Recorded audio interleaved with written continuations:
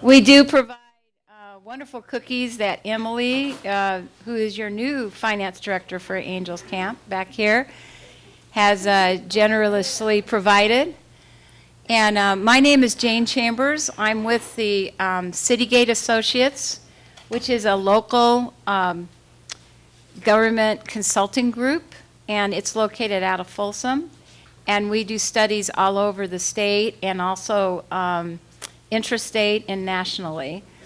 And I've been with the firm about 3 years.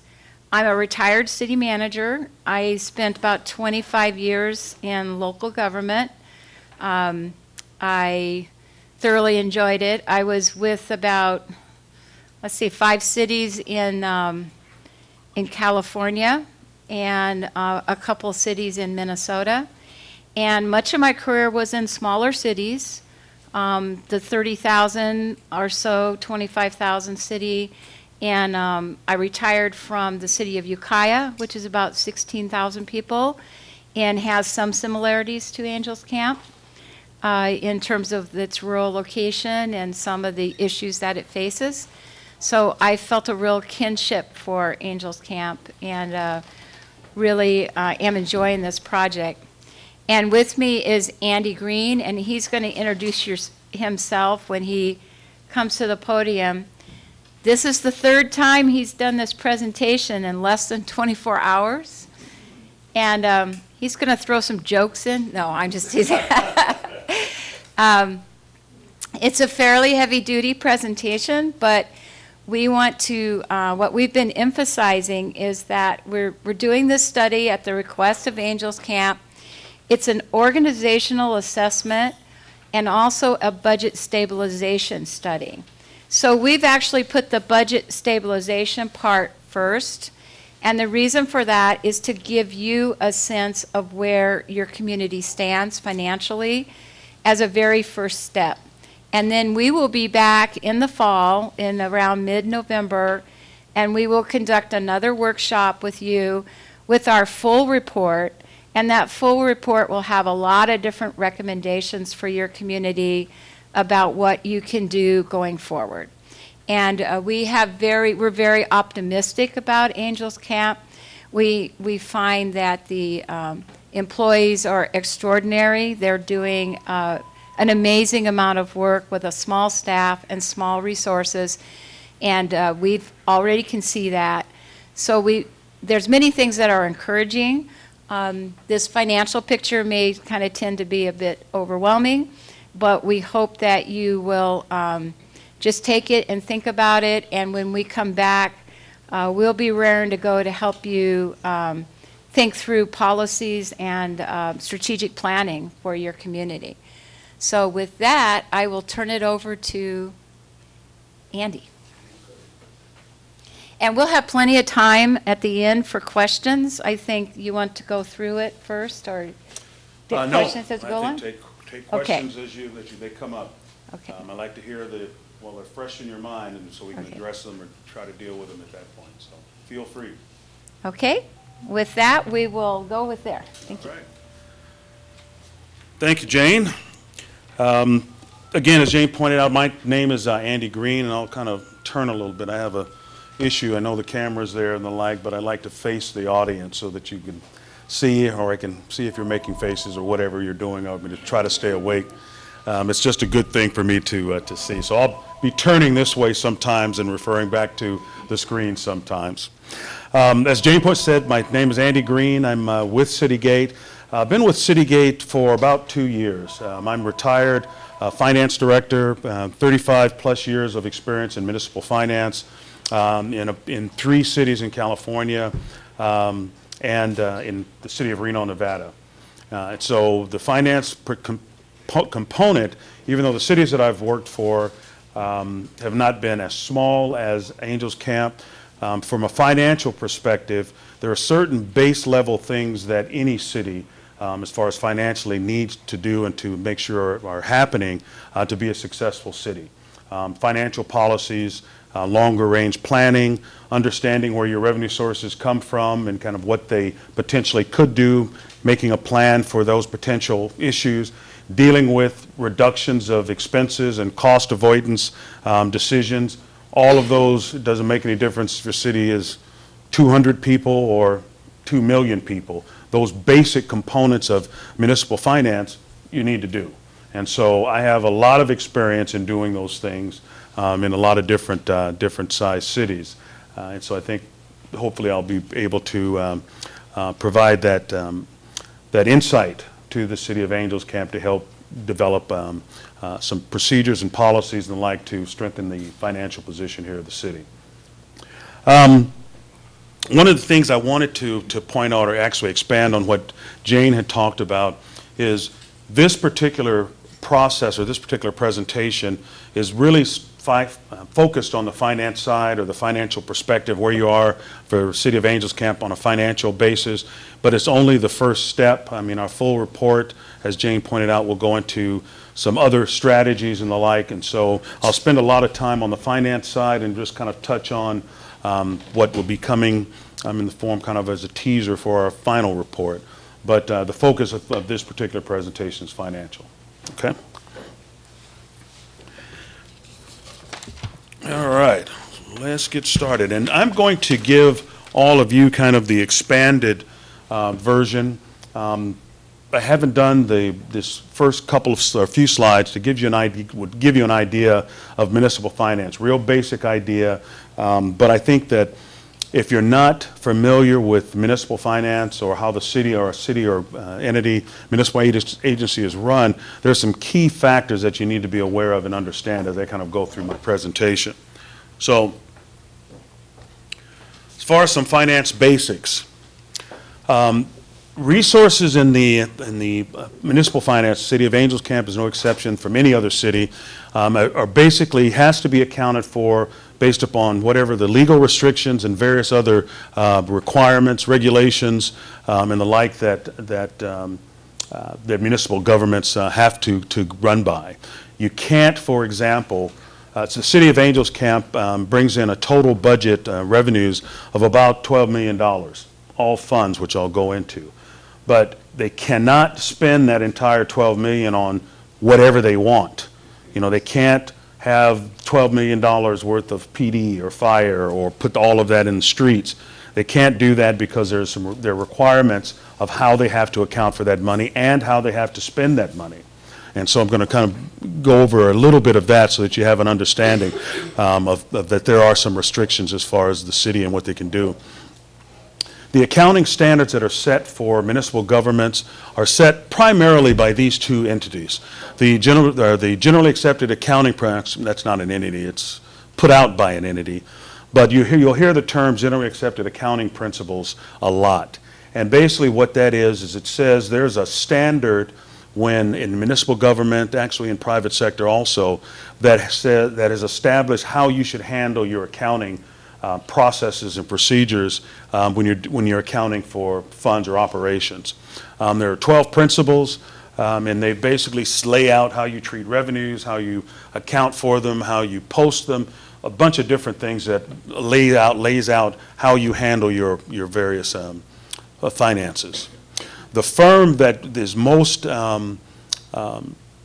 instrumental, I guess, in some cases it's instrumental, in some cases it's a pain, but the one that sets out the accounting standards and rules and how you do X, Y, or Z as far as handling your accounting is established by the Governmental Accounting Standards Board.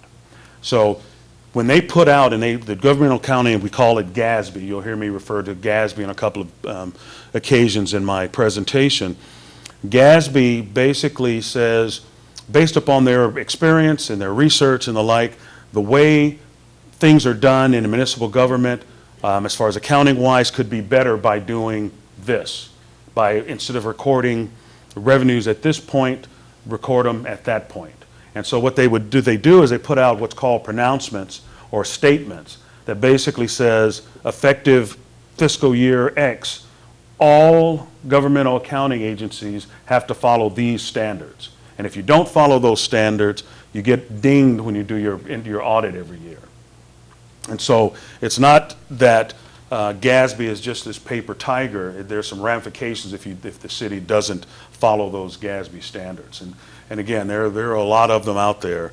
But again, it goes back to how the city is required to handle receipt and expense of its money. Fund accounting is what cities use in general. City of Angels Camp is no exception. Two basic categories of overall categories for the finance operations of a city. They're separated into what's called governmental type funds and proprietary type funds are the primary two.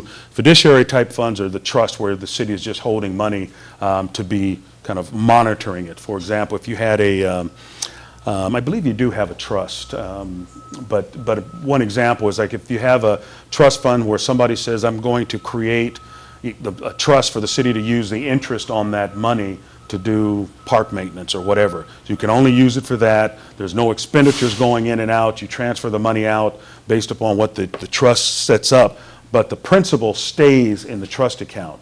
And the city has that, and so that account is called a fiduciary type fund. But the governmental and proprietary, those are the ones where you have the expenditures going in and out and the revenues going in and out of the various funds. The various fund types that we have, actually basically let me give it a go here first. Here's the GASB definition of a fund. Legal and accounting entity with self-balancing set of accounts to record revenues and expenditures per legal and regulatory requirements. That is, to me, the best way to show you that and to put that in perspective is a fund basically is like a small business. You know, it has revenues coming in, it makes their expenditures, it purchases equipment, it does debt if necessary. All of that stuff that small business has to deal with, you could say that financial picture there of that small business is in a fund, okay? The city of Angels Camp has 30 funds, I believe. And so each one of those funds has its own set of requirements that they have to use for accounting for those things. The revenues coming in, expenditures going out, having it audited, making sure that the equipment purchases are accounted for correctly, interest on debt, interest of earnings, all of that stuff that's basically a small business would have to do, and they would account for it in one fund. The city has to do that for 30 plus funds, each of those individual items. So complicated process, and again, I think it's important that you understand some of the operational requirements that the city has to do as far as its accounting. These are the basic fund types. General fund is the most flexible fund. That's the fund that if there are no other legal requirements to make it a special revenue fund, capital projects, debt service, enterprise, internal service, any of these other fund types, if it's not a legal requirement to place it in there, anything that the city collects in money coming back goes into the general fund. And so the general fund is the most flexible. That is the fund when you hear the term, the budget is balanced and the like, they're usually referring to the general fund. And that means that revenues match expenditures. And so the general fund is the one that most folks look at to judge the fiscal stability of a city, of any entity. So if your general fund is healthy, and there's some requirements, there are some indicators that I'll go through and throughout my presentation. If the indicators are that the general fund is healthy, then generally the city or the entity has the reputation of being a fiscally sound city. Okay? Yes? Reserve accounts. I have a bunch of slides on that. Okay. So okay. Is that under the general fund? Is just a subsection of the general fund? Of all of the funds.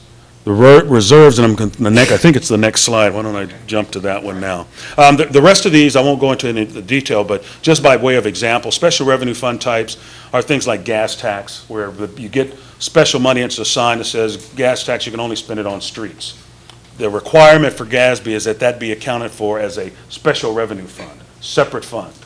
Capital projects, I think that's pretty much self-explanatory. Equipment, capital, and the like that goes over a certain set of requirements has to be recorded in a capital projects type fund. debt service. The two I wanted to talk about before we go on, enterprise and internal service. The enterprise functions are like the closest to a normal business operation. The enterprise fund type is where the city has its water and sewer functions, where you send out bills just like any other business. You send out a bill, the bill comes in, and the money has to be spent on services provided for by that operation, water and sewer in this particular instance. That's called an enterprise fund type.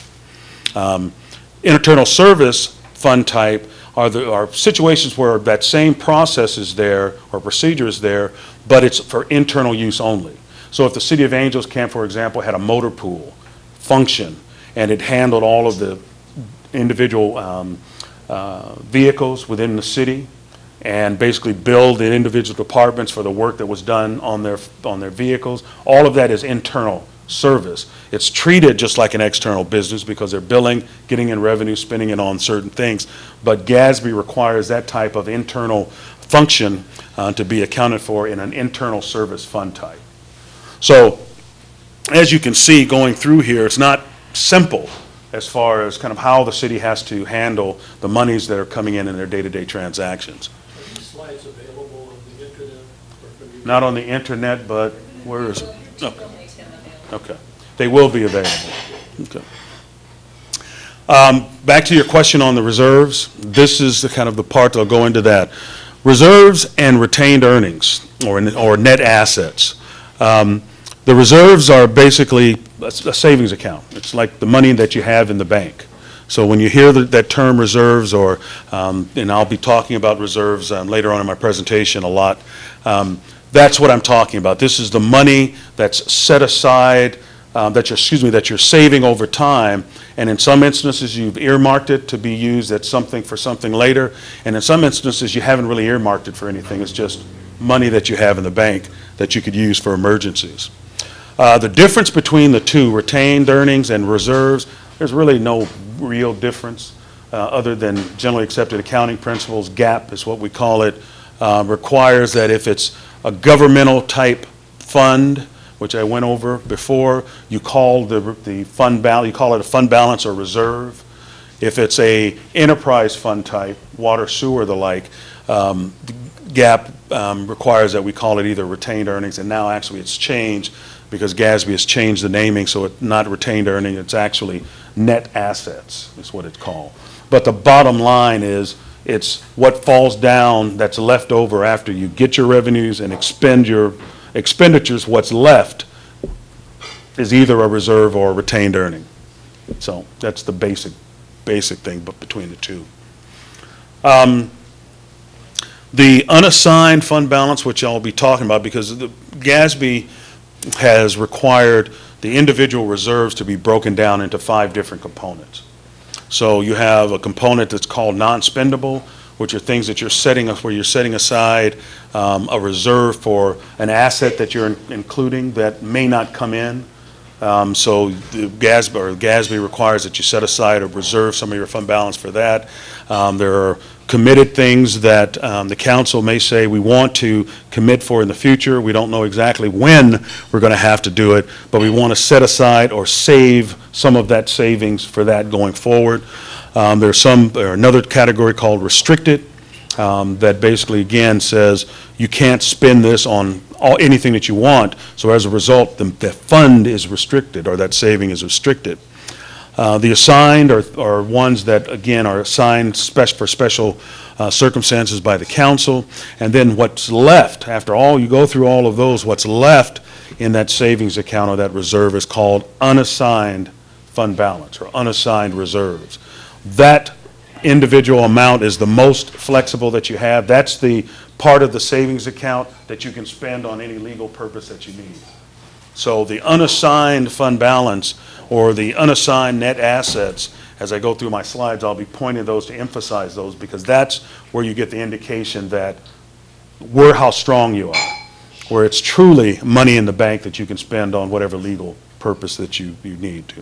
Are the terms used in city government similar to those used in private industry and accounting world? In some cases it is.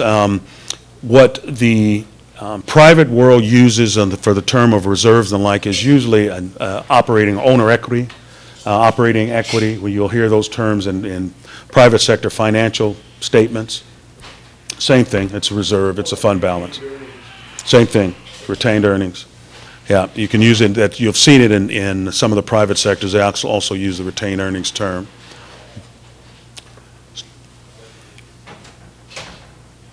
All right, so with that basic overview. Can I make a little announcement? Uh-huh. There's a broken water line outside, so right now we don't have any water. Maybe I should jump to the water department, or the water fundings.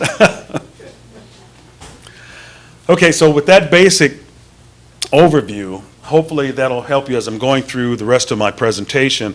When I refer to some of the terms, it'll give you a better indication or understanding of kind of what we're talking about.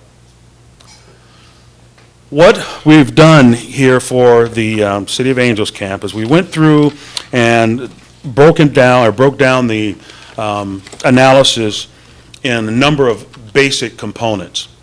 We put together a sheet that shows a five-year actual comparison and the immediately prior fiscal year estimate and the current year that you're in now, what the budget reflects. And so what this next series of slides throughout, when you get to this one, they're either going to be all funds combined, which is what this one will start with. Then I have a separate one for the general fund, which is again the most flexible fund that you have. I have one for the water funds, because there's a number of funds that you have to provide your water service. I've combined all of those onto one slide. Sewer or wastewater funds, I have one for that. And then I have a slide for, the similar type of slide for everything else, all your other funds. So I'll walk you through this one, so I won't spend a whole bunch of time explaining the others, but I'll just point out key factors. But I want you to understand what you're looking at here in this slide. The revenue line item that you see, the first line, is all the revenues based upon those particular fiscal years, starting with fiscal year 12-13. The city is on a July to June fiscal year, July 1 to June 30, which is standard in municipal government. So each fiscal year, it shows you what the actual total revenues were. And again, this is for this particular slide, it's all funds. And it shows you the 17-18 estimate. And this is the amount is not actually spent, it's what's estimated to be spent, because the city we're still working on finalizing its 17-18 year-end process. So there's some major things. I mean, I would make some assumptions here, but there's still some major changes and adjustments that they need to do for 17-18 that they won't know probably for another couple of weeks. So what I did in the instance of 17-18 is I just used whatever the budget number was and assumed that that was going to be what they were going to collect. And then the 18-19 budget, it was what's in the budget document. I understand, however, for 18-19 that there were some adjustments that the council made after we had this initial amount or budget, which is what I used, that actually bumped up or made some changes to both expenditures and revenues. What this reflects, and all of my presentation reflects, is that initial amount, not the latest revised number or amounts that the council put together. Are you going to go into a breakdown on the revenue stream end? Yeah, a little bit, not in a lot of detail, but I'll go into a little bit more detail than what is seen here. I'm just curious that, that jump from 16-17, which is quite a large jump from 9 to 12. Right. So an extra, $3 million in revenue. So if you're going to cover that, And I will, and actually I can tell you what the deal is with that. There were a bunch of grants, since again, remember this is all funds, okay? So in 17-18, there were a number of grants that the city has received for road projects that was not the case in prior years. And so I can tell you right now the majority of that jump is a grant that came in, because you'll see a corresponding jump in expenditure side, the line right below it. So man, Correct, transportation related, and they're reflected in the expenditure line item as being spent for transportation. So what I have, that detail, and these particular actual numbers came from the city's audited financial statements. I figure that to me, that is the best indication because those are audited, they're public. Those are the numbers that, the actuals that came in per your auditor, and so those are what I'm using in all of these slides. Expenditures, same situation as far as the actuals going forward. Prior period adjustments, in this case, primarily consists of adjustments that were made or should have been done in prior years, but because of either tardiness or whatever they came in after the audit was completed, GAAP requires us, or requires the city, as most cities, to record those as prior period adjustments so they're not commingled with current year revenues and current year expenditures, because they more than likely won't occur. They also did not affect current year operations, but they need to be correct, the fund balance needs to be corrected going forward, and so that's how it's recorded. These particular ones in fiscal years 14-15 and 15-16 are primarily the result of a additional PERS pension requirement. I remember I talked to you about GASB and some of their pronouncement that basically tells the cities how they need to account for certain things. In 2014, GASB came out with a pronouncement that says the cities or municipalities need to account for what's anticipated in their pension obligations. If it grows, where their liability grows or whatever else, they should show that in their individual budgets so that it reduces fund balance. So the indication is that somebody looking at the city's balance sheet, they see all this cash, but they also know that they have an outstanding liability, so that it's not, that cash is not totally free, just to get a better understanding of when somebody is analyzing the individual financial statements. So they basically implemented a provision that says that needs to be accounted for every single year, whatever that change is in the actuarial value every single year in the financial statements. Doesn't have to be spent, it's not cash going out, but that expense needs to be reflected. And so GASB, your CalPERS is the one that kind of put together these estimates based upon the pension plans and the like, but they didn't get that out to cities until after the close of their respective fiscal years. And so what you see is 14-15 was an adjustment for that particular, or adjustment in that year for prior years for numbers that were submitted by PERS, and then there was another makeup that the PERS had not sent that was dealing with prior years that would turn into another prior period adjustment, so you see another one in 15-16. So those two amounts deal primarily with that PERS adjustment, and it's, again, requirements of how that is categorized and accounted for. Okay? Line 4, which is the one I'm going to really zero in on, or one of the lines I'm going to really zero on going forward, is the net operating loss and income. That basically says with all of the things that you've done in a particular fiscal year, revenues, less expenses, less or plus, if depending on the circumstance, any prior period adjustments, this is what your operating results are or have been in these fiscal years.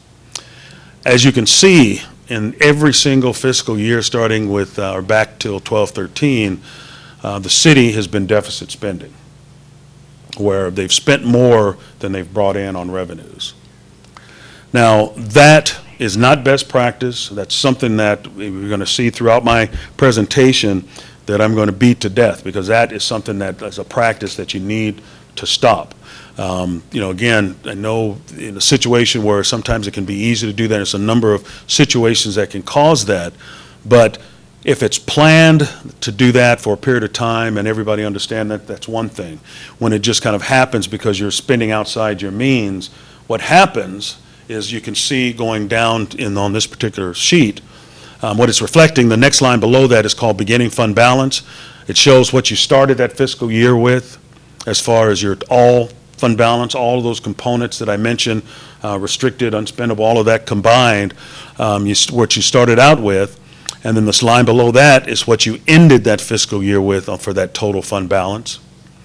And then the next line below that is the unassigned fund balance, which I mentioned earlier is the most flexible amount. That's that freed up savings amount where individuals, credit rating agencies, those type of things, individuals looking at the city will look at that dollar amount or that bottom line dollar amount and say, okay, they have either a large or a small amount of money that they could handle emergencies. For example, if something happened in the water fund, for example, and it blew through all your cash in the water fund, but you still needed to do it because of safety reasons, and you, for whatever reason, couldn't get a bond to fix the situation, what the natural tendency would be is to look at your general fund to make up the difference.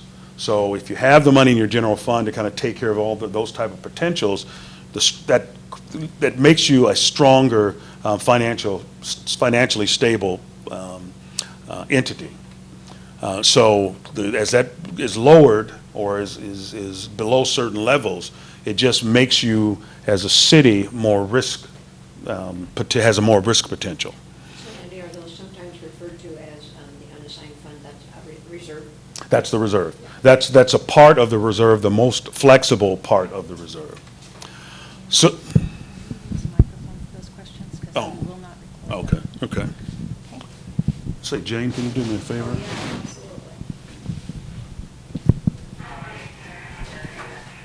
absolutely. So as individuals ask the questions, you can get that to them. Will Try do. not to step on it, so. Okay. So if you go to the line about 4 from the bottom, beginning unassigned fund balance, it's what you began the year with that most flexible fund balance, and the next line down is what you ended that fiscal year with as far as the most flexible fund balance or net assets.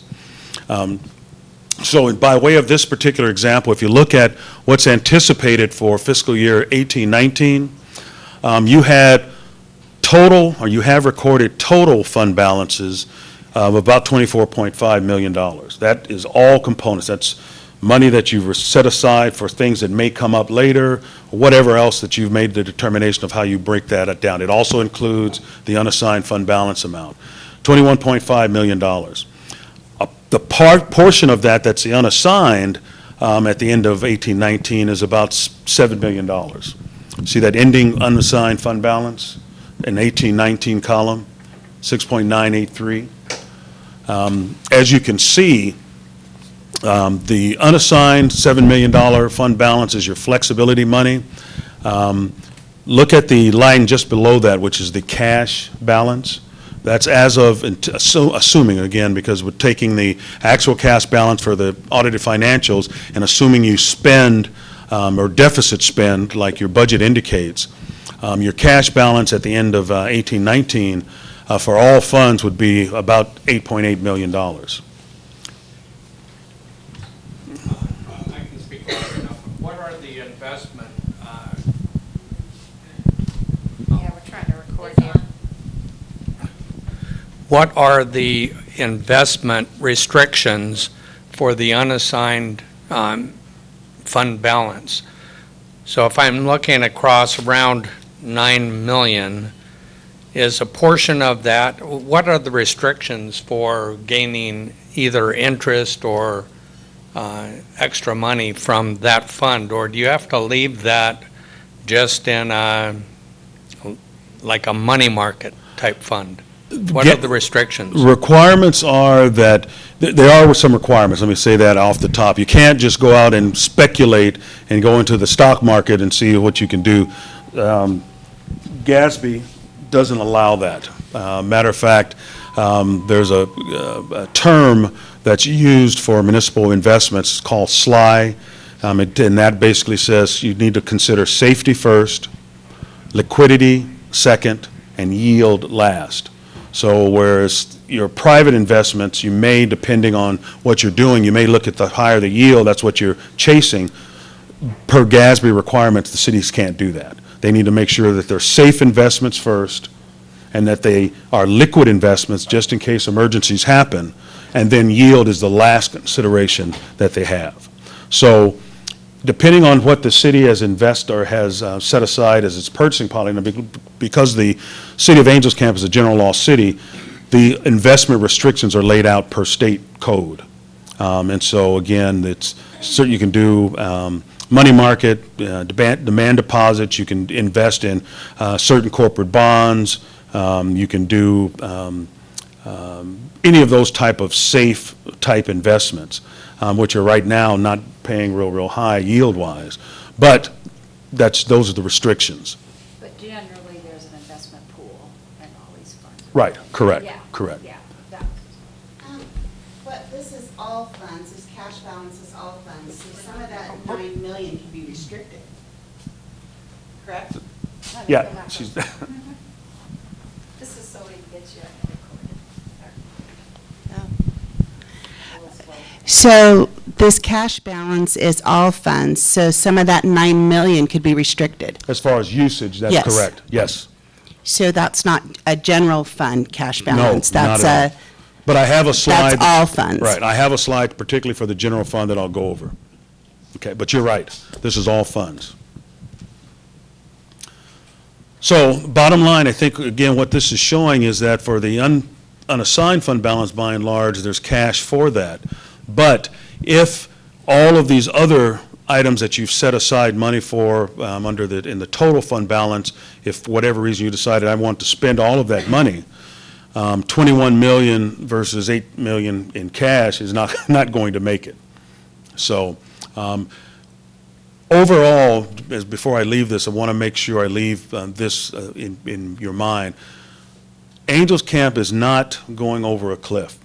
So that's the bottom line here with all of this, because you have cash. You also have some time to develop plans of action to address some of the issues that I'm going to be talking about, this being one. If that cash balance was a lot lower, you'd be in some concern, have some major concerns going on. But you're not going over the cliff. But because of this deficit spending pattern, you're heading toward that cliff. And so that's an important part that I want to make sure that's understood, that you have to do something. It's not a situation where you can just kind of leave it the way it is.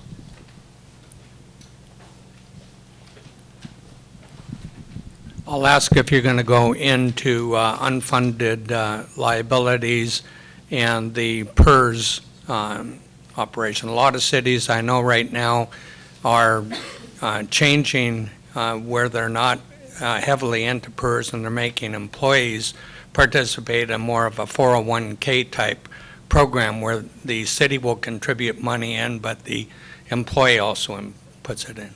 So hope you're going to go into that. Yes, I will. And I just wanted to clarify on the investment pool. Most cities will take a lump sum of money and they have an investment policy, and sometimes you have an investment group that does it for you, or you do it yourself. But yeah, the funds do not lie idle, just sitting there. So. Okay, this slide just basically shows graphically what I just talked about on the total slide, or excuse me, the last slide. But it just kind of gives you an indication of you've just been deficit spending over the last few years.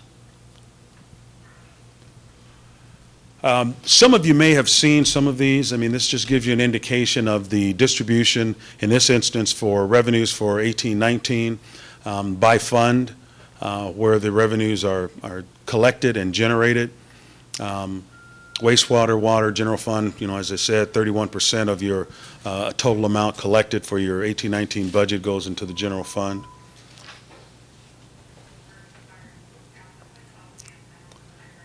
And this is by category. Oh, God, he missed that one.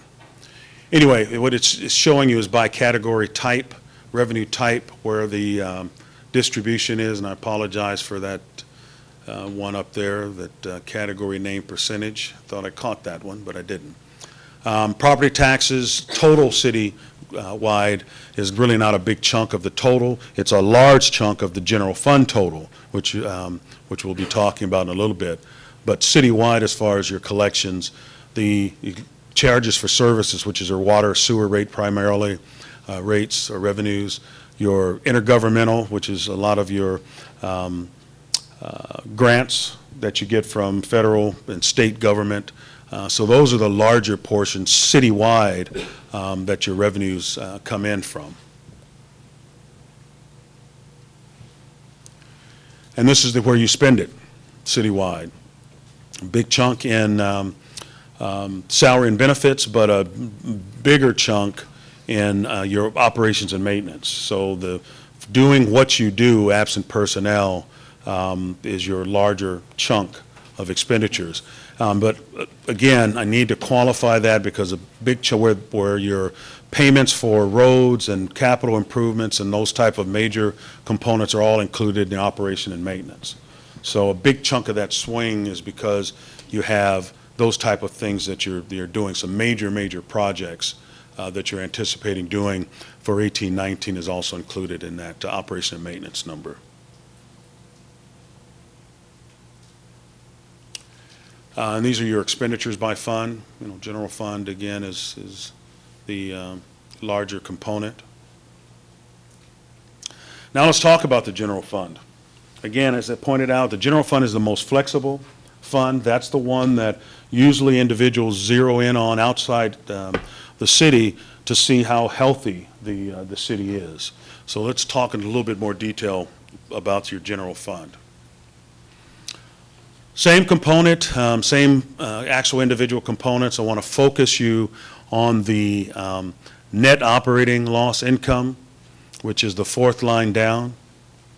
So this operating number or result is just for the general fund. And as you can see, beginning in 13-14 and going forward, the general fund is also deficit spending. The dollar amount in some instances are not big, but the fact that the city is deficit spending in this general fund is a bad indicator of kind of where the city is heading in the future. And I'll be talking about some kind of do nothing scenarios of where that would end up 5 years hence if nothing is done. And that'll be later on in my presentation. But another thing I want to point out here is looking at the 18-19 column, that last column, that $15,000 deficit, as I pointed out earlier, from indications of what we've been told, is it's different. It's closer to, I don't remember, it's $65,000 now because of some changes that were made. So that's not reflected in my presentation, but that's what was, I believe, adopted. So just so that you are aware. So what that does, just like on the total all funds slide, if you look down to the next line, the beginning fund balance versus the ending fund balance, and I'll stick to 18-19 just for purposes here. Ending fund balance for 18-19 is expected to be about $983,000. The beginning unassigned fund balance at the beginning of 18-19, $758,000. Again, spending down to $744,000. If you look at that last line item, or next to the last line item, ending unreserved fund balance, look at 12-13 fiscal year, where the ending fund balance was at that point, to where it's anticipated being for fiscal 18-19. 45% drop over that 5-year, 6-year period of time. Again, definitely heading in the wrong direction as far as operations. And that type of spending pattern, even it's a little bit at a time, can create some major problems if nothing is done to address it. The cash balance, as you look at this last line, shows that you have money in the general fund, anticipated $802,000 to cover that unassigned fund balance if you wanted to do it. But if you compare that cash balance to total fund balance, which is a three lines up, or ending total fund balance, if you wanted to spend all the stuff that you have committed and set aside, including the reserve or the unreserved or unassigned, you wouldn't have the money to cover all of that. Now, more than likely that won't happen because typically the general fund The other restricted and assigned and the like are things that are for the future, if something happened to one of your assets that you had that you couldn't collect on it. So, but GASB requires that you set aside some of your fund balance for those eventualities just in case. So, like I said, just like in what I mentioned previously in the for the general fund, you're not going over a cliff because you have the cash to do it. So you have some time to change the ways that have been happening in the past. But as you can see per this slide, you're definitely in the wrong direction. You're heading toward that cliff. So things need to be done and to basically stop that trend before you do get into a situation where you have some major issues. Now this slide. Question, Ann?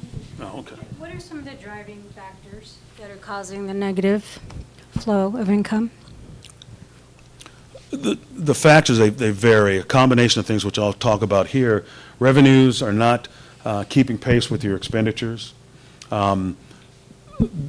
The expenditure components are pretty much within budget, which I'll talk about in a little bit also, but the revenues are just not keeping pace.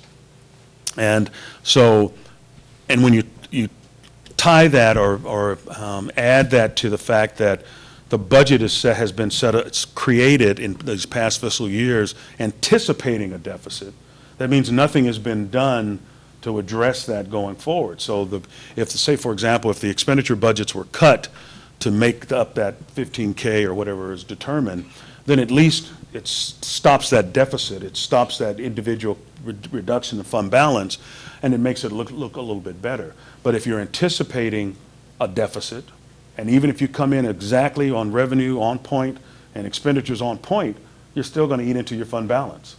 So the policy should be, again, getting rid of that deficit spending philosophy. That's, again, a number one component. Is there a GASB or any other recommendation, maybe that comes in the gap, for what percentage of your general fund should be held in reserve? What GFOA, which is the Governmental Finance Officers Association, they're not a regulatory component like GASB that says, you know, I'm going to do this regulation and you have to do it. What GFOA does is they do recommendations, and that's where they recommend for the general fund that you have unassigned fund balance of at least 17% of expenditures. That total is made up of at least 17% of your expenditures. That's GFOA recommendation in general. I can tell you from personal experience in dealing with rating agencies and the like, 17% is a drop in the bucket. They're going to consider that a problem that could blow away in an instant. They like the credit agencies and the like, and what my experience has been is if you shoot for 30 to 35%, that number being 30 to 35% of your expenditures, makes your credit agencies and other folks a lot happier because it shows that, again, you're pretty strong as far as what you have for unreserved, undesignated, free money for all intents and purposes. So one of the recommendations that we will be doing is along those lines of developing policies and procedures and like, including reserve policies and procedures or reserve policies, and that would probably be the recommendation that will come out between 30-35%, somewhere around in there, as a goal. Realizing that you can't, realizing that you can't just do that tomorrow or the next day, but if you have these policies that said that if we have additional money, say for example you got a windfall for whatever reason in the general fund of $100,000, what do you do with that? You need a policy that says we're not going to automatically go out and spend that on whatever one-time things or ongoing expenditures. There should be a policy well thought out that says if we get that money or something along those scenarios, we're going to do this. We're going to put X amount into reserves. We're going to put X amount into a capital reserve. There should be a policy and a plan, so if it happens, people aren't running around saying, well, what do we, with the hands out saying, where's mine? It's like, well, no, this council has established a policy that says here's how we handle that, and it's well thought out. But 30 to 35% is the norm. Yeah, two of them. I can talk loud. What is the city's percentage reserve now? It's about 21%. Okay. We'll be showing you that. Yeah, Okay. we'll be showing you, but, yeah, we'll be showing you that. So don't get too happy on that yet. So we'll show you what it is, but right now, it's within what GASB recommends. It's just a general comment based on the slide. When I take a look at this slide, I see that we have a very predictable income stream. We have some ups and downs in some areas, but we have a general sense for the revenue income. So to me, we have a spending problem, and that we're overspending based on that we generally know what we're taking in. The answer to that is yes, somewhat, but let me qualify that. Because what I'm showing here is a combination of, basically what you've spent, what your patterns have been in the past. What's part of our report is going to recommend or at least discuss are some potential revenue enhancement mechanisms to support some of the things that you will need to do going forward, but City Camp or Angels Camp will need to do going forward. So this, to answer your question for what's happened in the past, you're absolutely right. Pretty much predictable spending pattern or receipt, and the expenditures have just exceeded that in the past, without a doubt. But part of this study is going to point to some things to look at, to help to look at both the revenue side as far as enhancements or generating revenue components, as well as some cost saving or cost avoidance potentials and the like, so that that deficit goes away, and even hopefully maybe a surplus emerges and that can go forward.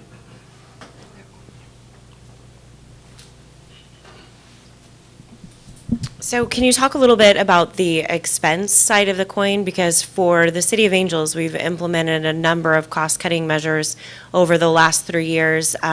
We have a workforce that is kind of go above and beyond to do more with less, and I feel like we have as lean a possible expenditures for what we're required to do in terms of service delivery. So I think we're getting to a place then, if expenditures are going to be cut, then it becomes a matter of city priorities and community priorities, because then service levels need to be cut.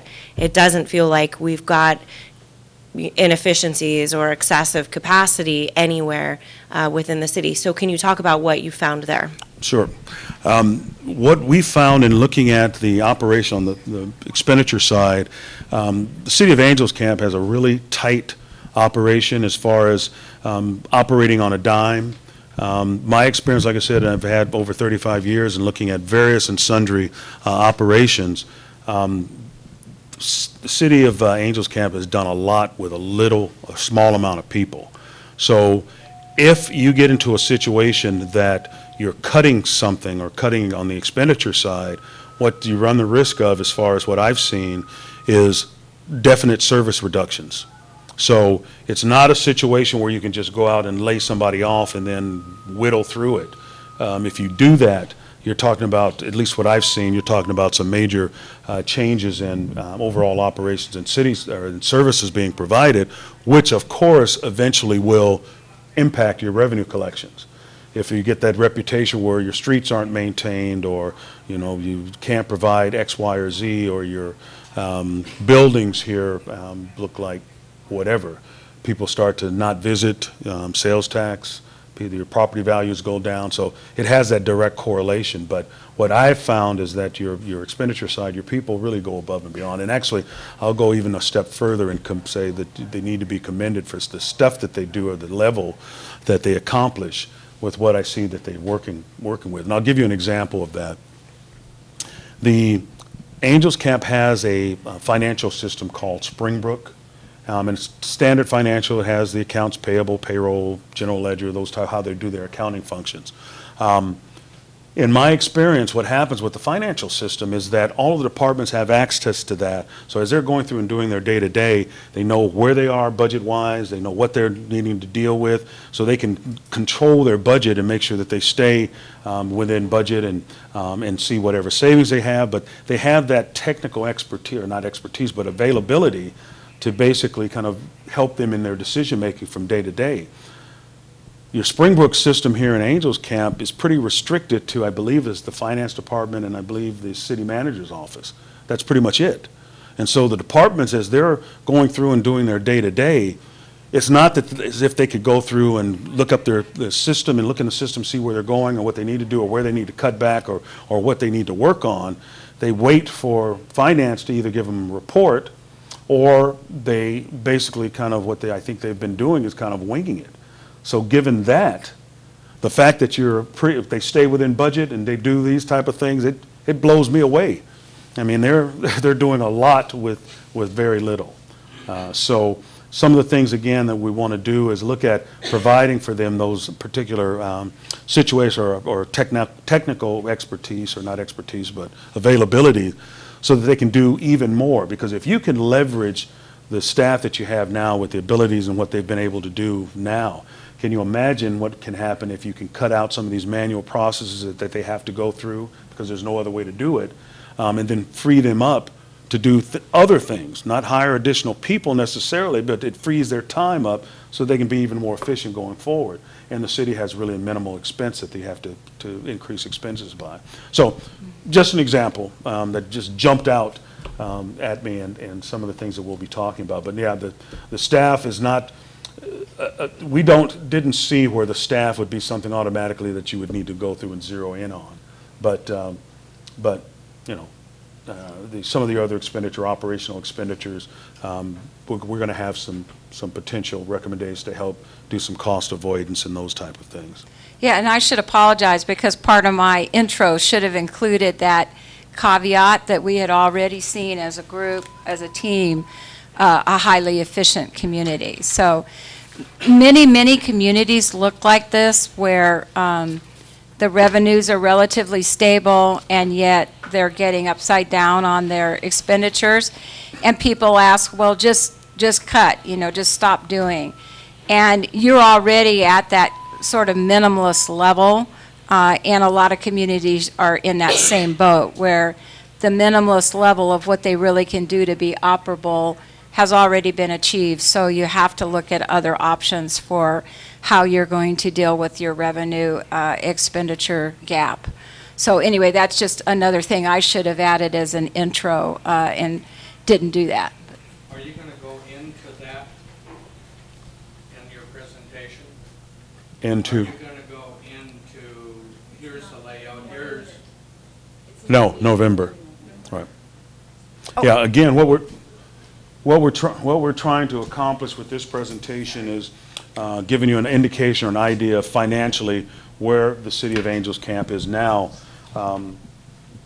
and to use this as a base so that when we come back with our final report that says, here's some of the suggestions, recommendations, and the like to identify additional revenue sources, to do some enhancement of or cost avoidance, to look at some other areas that can overall improve the operations and financial strength of the city, which we'll come back in with in November. But I think it's important, and we thought it was important to provide this financial basis as a first step. And are you looking for that input from the city council? Are you looking for that input from the city council or from citizens? Both. Citizens, city council, departments, everybody who we can talk to. Because again, the best way that we have in our past experience to develop a process or a plan to either recommend or suggest, and again, a lot of our recommendations will be in the form of suggestions. We're not putting together a report that says, here's what you need to do tomorrow. Consolidate this, do this, take step 3 and 4. That's not the purpose of the report, but it's to provide those particular recommendations or options or observations, and our expertise is what we've used, with our umpteen years of individual experience and municipal or joint experience in Citygate, that says, here's some things that you could look at. Here's some directions that you should look at. And so the city council ultimately will take that report along with the city administrator and say, we like that, don't like that, this looks good, let's explore this a little bit more. But again, that would be an ultimate decision of the city council. Well, and what we said, I think in a couple previous presentations, is we're coming back with a lot of cyclical kind of good practices that we will urge you to put in place, but not necessarily specific single problem solutions. Although we're going to point you in the right direction for best practices. And this is a process for communities to discover together really what's the most important thing for them and what their priorities are. So you're just at the very beginning. This is a first step in that journey. Okay, moving on. Property taxes, just give a little bit of indication on your 18-19 estimates. Property taxes, average growth over the last 6 years, 2.6%. The estimates that you have for property taxes come from the county, and so their estimate that the city has put together, city administrator and finance department is pretty much in line with prior collections. So I think that estimate is a good estimate. Sales tax, again, similar situation, in line with growth. TOT also in line with growth, and those are your major revenue sources. Overall, what I have found is that the numbers that you have for your 18-19 budget as far as your estimates are pretty much on point. License and permits, I believe that at that 350K is on point, even though your average has been lower. There's some specialty things, and Melissa, I'll let you kind of elaborate, but some things that are happening for 18-19 that justify that additional bump in revenue. So again, I think that 350 estimate is a good estimate. Intergovernmental agency, that's primarily your reimbursements from things like CAL FIRE. CAL FIRE being the biggest one, dealing with the strike team reimbursements. So that is working out well for you, and I think that estimate is pretty solid, as well as some of your other estimates. So again, by and large, your revenue estimates in the general fund for 18-19, I concur with. I think that they're good estimates. On the expenditure side, this is what I had told or mentioned before, that the way I put this together was because I wanted to show your actual audited numbers. So your actual audit reflects your individual departments in these categories. General government, for example, is the city administrator, finance department, city council, city attorney, those particular general operation departments. Public works, pretty straightforward. Community development includes departments like planning, recreation, the museum, those type of departments. Public safety is police and fire, and then you have your external stuff that's throughout capital outlay, any debt service, and the like. So wanted to show you, give you an idea of by what the audit numbers reflect. The reason I didn't break some of these departments down as you do in your budget is because what I would need to show to me are your actuals, what you actually spent. And the budget numbers show actuals, but they don't tie to your CAFR numbers. And that's not unusual. I mean, the actuals in the budget document probably includes or would more than likely include a point in time. The actuals at a point in time that was prior to the audit. And so as you go through and you'd finish your audit, then what I've found in my experience is that that's another step to kind of say, okay, now that we finished the audit, before we develop the next budget, let's go back and actually make the change or the adjustments or the journal vouchers that are necessary to meet or match the CAFR. That's another step, and it just hasn't been done, at least in the past.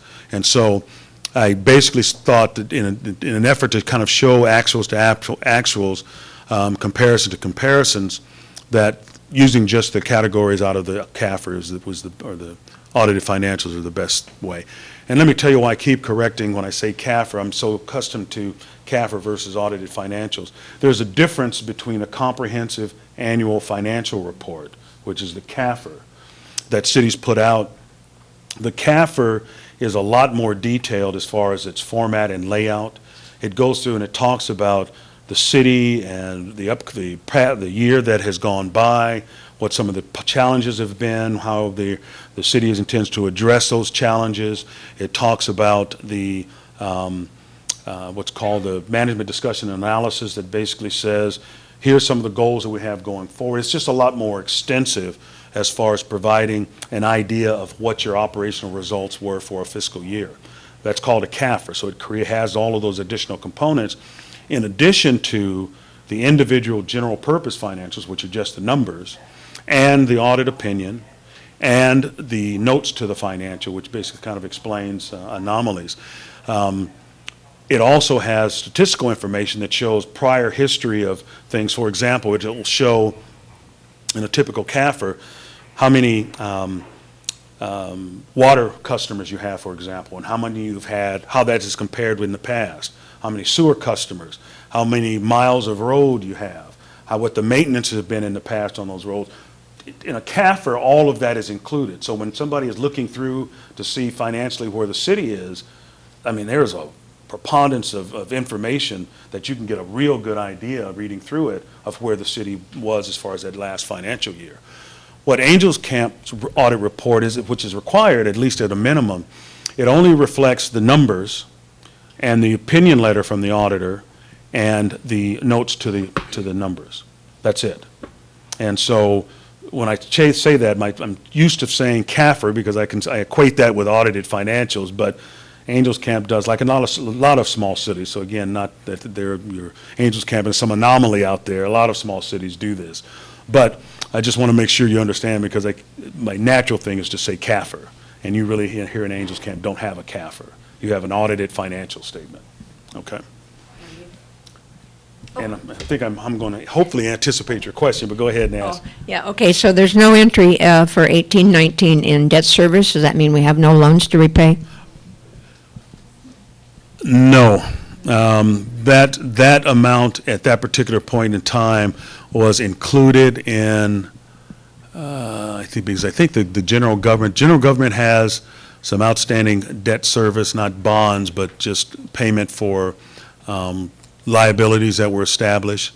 And because I wasn't quite sure, because there was a change in how the expenditure was allocated going forward, back in, and matter of fact, I want to point this out while I'm talking about it. If you look at the general government line item, you see in 12-13 it was 1.3 million, 1.278, 13-14 about 1.2, and then in 14-15 it dropped down to 300,000, 389,000. Well, that was a result of the city changing its philosophy to make sure that they allocate those expenses. You know, it's not that you lost a bunch of people in general government. It's just that the expense of those individuals and the cost of those individual operations was transferred to things like water and sewer and other, because the water, sewer, all these other funds have to get, and if they have people, they're getting payroll checks. That payroll is processed in finance, which is in general government. So the city has basically changed its kind of allocation methodology to say, okay, in finance, how much of that you're doing particular directly affects water and should be a water cost. Get that dollar amount, charge it to water, and take and give a credit to general government. How much do you do for sewer? How much do you do for roads? How much? So that's basically why that dropped. The problem with that is that as you're trying to make these apples-to-apples comparisons, like for debt service and all of that, it throws things off when you're looking at, especially coming in, you know, where I am. I would have to look at the individual line item detail of all of this for all of these years to kind of follow the bouncing ball. And so that's the reason that it's blank, not that the debt has gone away. It's going to be pretty close to what it's done in the past. It was actually at 48,000. That's fairly close to where it would be. But what typically has happened, again, is that in my experience is that even though this is a pretty common practice as far as cost allocation, labor allocation, usually what happens is that in the past, whatever you're reporting, you go back and you readjust the other ones so that you're comparing apples to apples. And that hasn't been done at this point yet. But what I wanted to show you this anyway is that to give you the indication or the idea that it's difficult without that extra step, because if you looked at this, and I put this out on the website, the natural question would be, well, what happened? I mean, did you lose a bunch of people, or what went wrong? So what should have happened is that it should have been just adjusted in the past and some notation made of kind of why. So it still will tie to the audited financial statement. So if somebody said, well, I want to tie the number, here's what it says in the audited financial, why doesn't it say that in your city report? Then they would know. Okay. So if I'm looking at the 18-19 budget, just looking, it looks like you cut somebody out of the office and added a policeman. I mean, pretty much. Or did you just reallocate funds? So the increase in.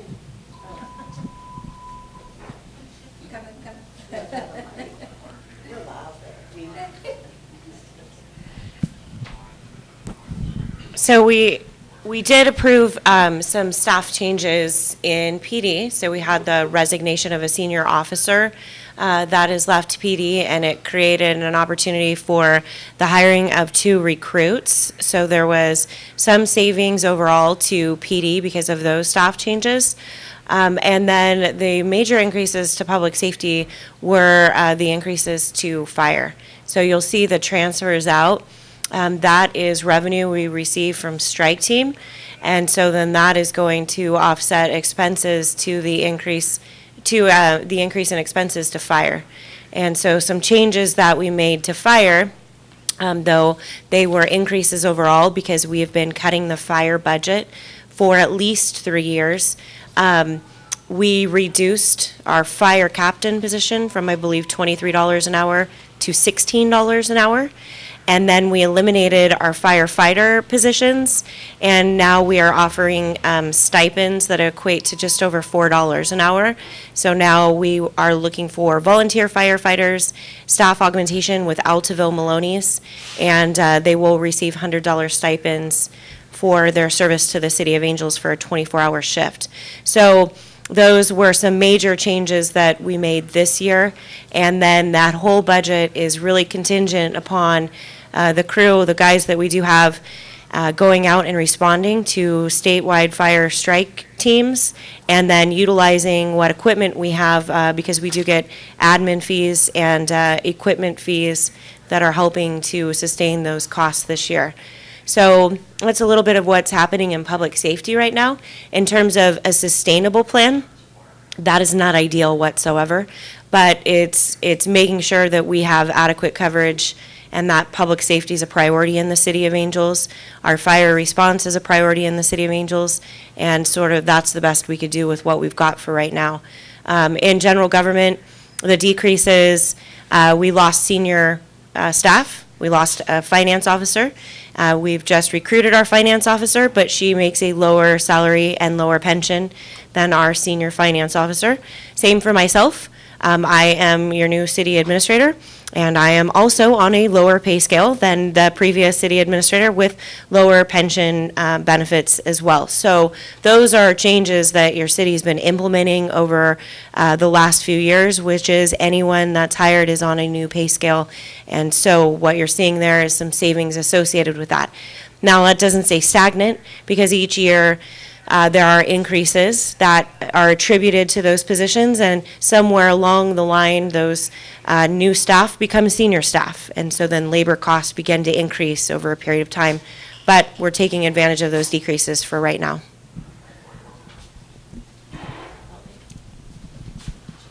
Okay, overall, looking at the general fund expenditures, departments, as I mentioned earlier, have just pretty much stayed within their budgets, which is a good thing. Salary savings that for 16-17 was about 182,000, which means that this provided or addressed some of the issues that you had in the various funds or the general fund that basically either what it means is that you did not pay or outsource or pay everything that you actually had budgeted for personnel. So you saved about 182K, which if you hadn't been down or spending down the fund balance, that would basically be going into to fund balance. But the issue is that it's kind of acted as an additional cushion.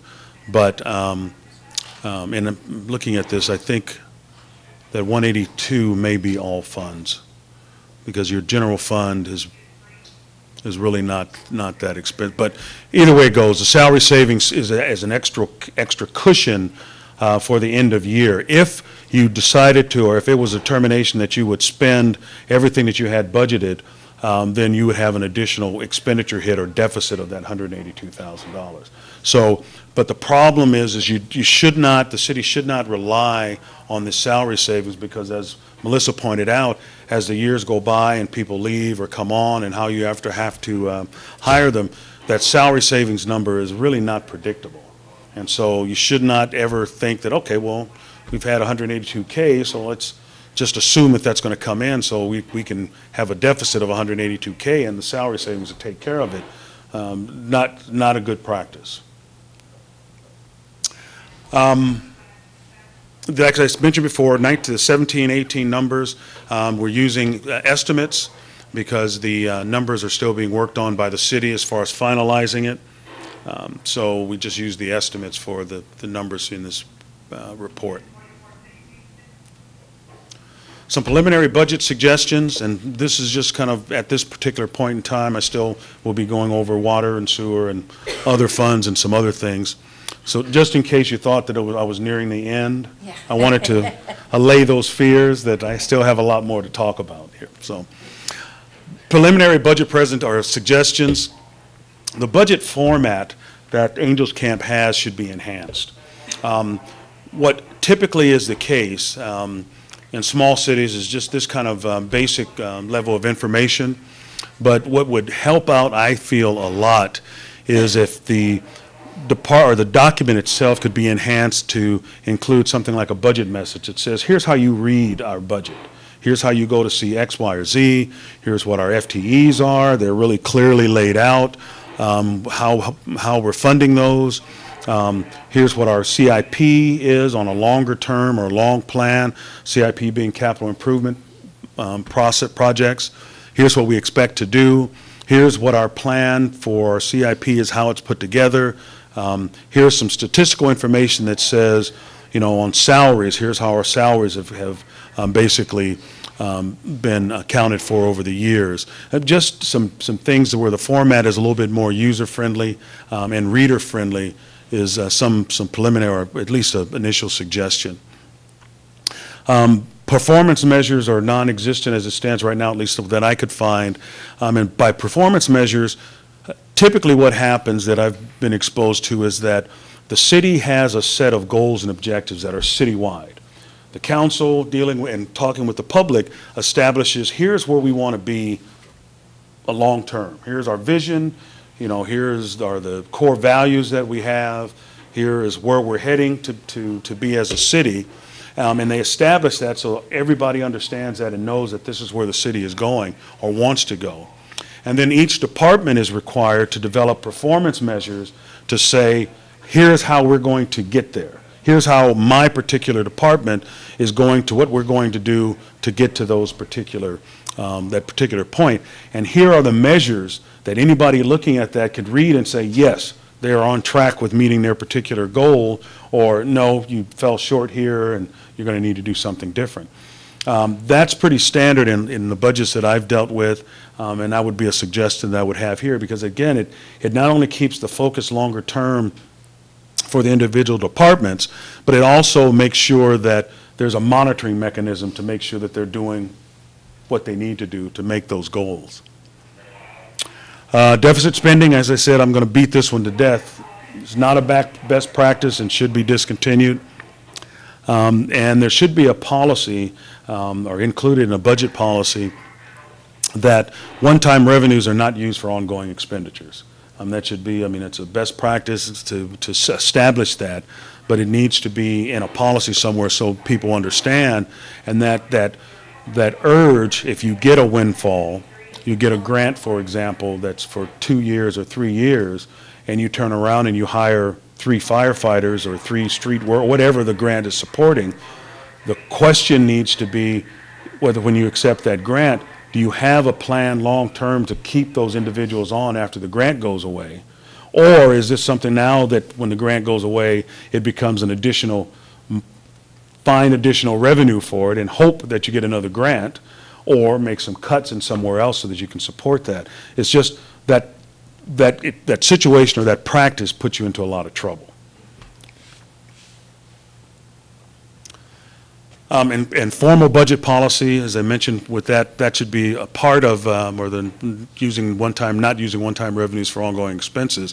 But there should be a formal budget policy created that basically talks about not only that, but how the reserves are going to be built up, what level of reserves the city expects or wants to have, what the CIP should look like, how you're going to handle windfalls. If you get some windfall, if you get, say, for example, if your sales tax, which can happen, you get a true-up on your sales tax component when your delivery from the state, and for whatever reason it came in a lot better. And so now you have a bump of your sales tax. The question or this policy should tell you, because based upon predetermined examination, that instead of you just assuming that that's going to either continue or that you're going to spend it on ongoing expenses right away, there should be a plan or policy that says, if we get a bump, a one-time bump, here's how we're going to handle that. Certain portion is going to go into unassigned reserve. Certain portion is going to be used for capital that we couldn't do in the past. It should all be laid out and determined earlier, and so that would be all part of a formal budget policy. And then this last bullet here is the development of a long-term, 5-year look-forward fiscal model. As a part of our scope and a part of our report, we will be providing to the city a 5-year model. It's a relatively simple model, but what it does, or it will do, and I'll show you the summary of it later in my presentation, it will allow the city to make some adjustments to their assumptions, make some adjustments to, depending on what council does or assigns or have them do, and it will automatically roll all of that information up into a summary model and show you how that will impact the city over the next 5 years. And that will be a model that we will be giving to the city that they can utilize going forward.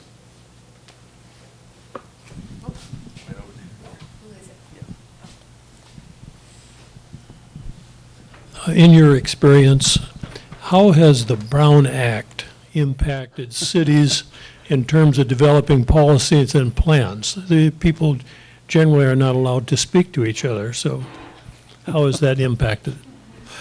Well, what we're recommending shouldn't have any problem with the Brown Act, because what we would encourage is that that be made as public as possible. The budget policies and the policies that you're developing is an operating plan for city government. And if you have input from the public, that's great, because again, everybody then understands when something happens, when you get a windfall and you do it, or this council does it this way, I'm not going to say somebody couldn't come up and say, well, why didn't you spend that on an additional police officer or whatever else, but at least if the more information that's out there as far as the plan, the council can say, this is the plan we adopted for how we handle windfalls, how we do whatever else, and if you change it because of whatever, that's one thing, but at least you have a plan where you're not reacting to it. And everybody, the more people that understand that, know that, the better. Well, and part of that answer to that is process and the cyclical process. So when a council discusses on an annual basis, they usually January, February, you look at your revenues and your expenses estimated and you start the budget cycle. You know, you should be able to say to one another, what do we want to do next year? How do we want to spend the city's money? And that should be part of a long-range plan, but you can have that discussion then and adopt a budget, and you should hold to that budget then throughout that year. What becomes challenging is when in August or September something happens and the community comes and says, hey, this isn't working, we need to spend $100,000 this year on X, Y, or Z that just came up. And the council, it's difficult to say, oh, you know, we hear you, but we've already got our spending plan for the year. So that's part of the discipline that you have to almost learn as a community. And successful communities do have a lot of discipline about that cycle of decision making. And when they when they entertain ideas for what they're going to spend money on, and then they go about executing that, and they don't keep adding constant set of new ideas and stuff. So it isn't that you don't have a chance to give input, but it becomes a regular cyclical process rather than oh, tonight I have a new idea that I'd like the city to spend money on. So that's one of the disciplines. In reality, doesn't that turn over a lot of the citizens' power concerning their elected officials to staff? Doesn't staff end up by developing the policies and plans, and then the elected people sort of buy into them because they're not allowed to talk to each other? No, really, it's the opposite. The elected people are, their function in city government is to be the policy makers. So they're the policy decision makers. And to the extent your strategic plan and your policies support policy decision making, then that gives direction to the staff.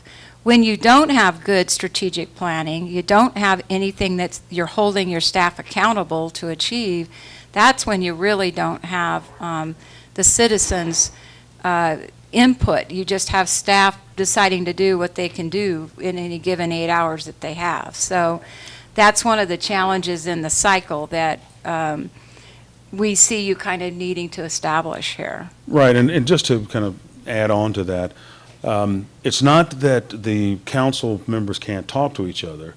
You can call a formal meeting, and there's a quorum requirement that requires you to, the Brown Act requires you to call a formal meeting and have an agenda and all of that. So they can talk to each other as much as they want. The issue with the Brown Act is that the Brown Act doesn't want a few council meetings or council members building a consensus without a public involvement. Right. And then all of a sudden you open up a public meeting and it's already been predetermined.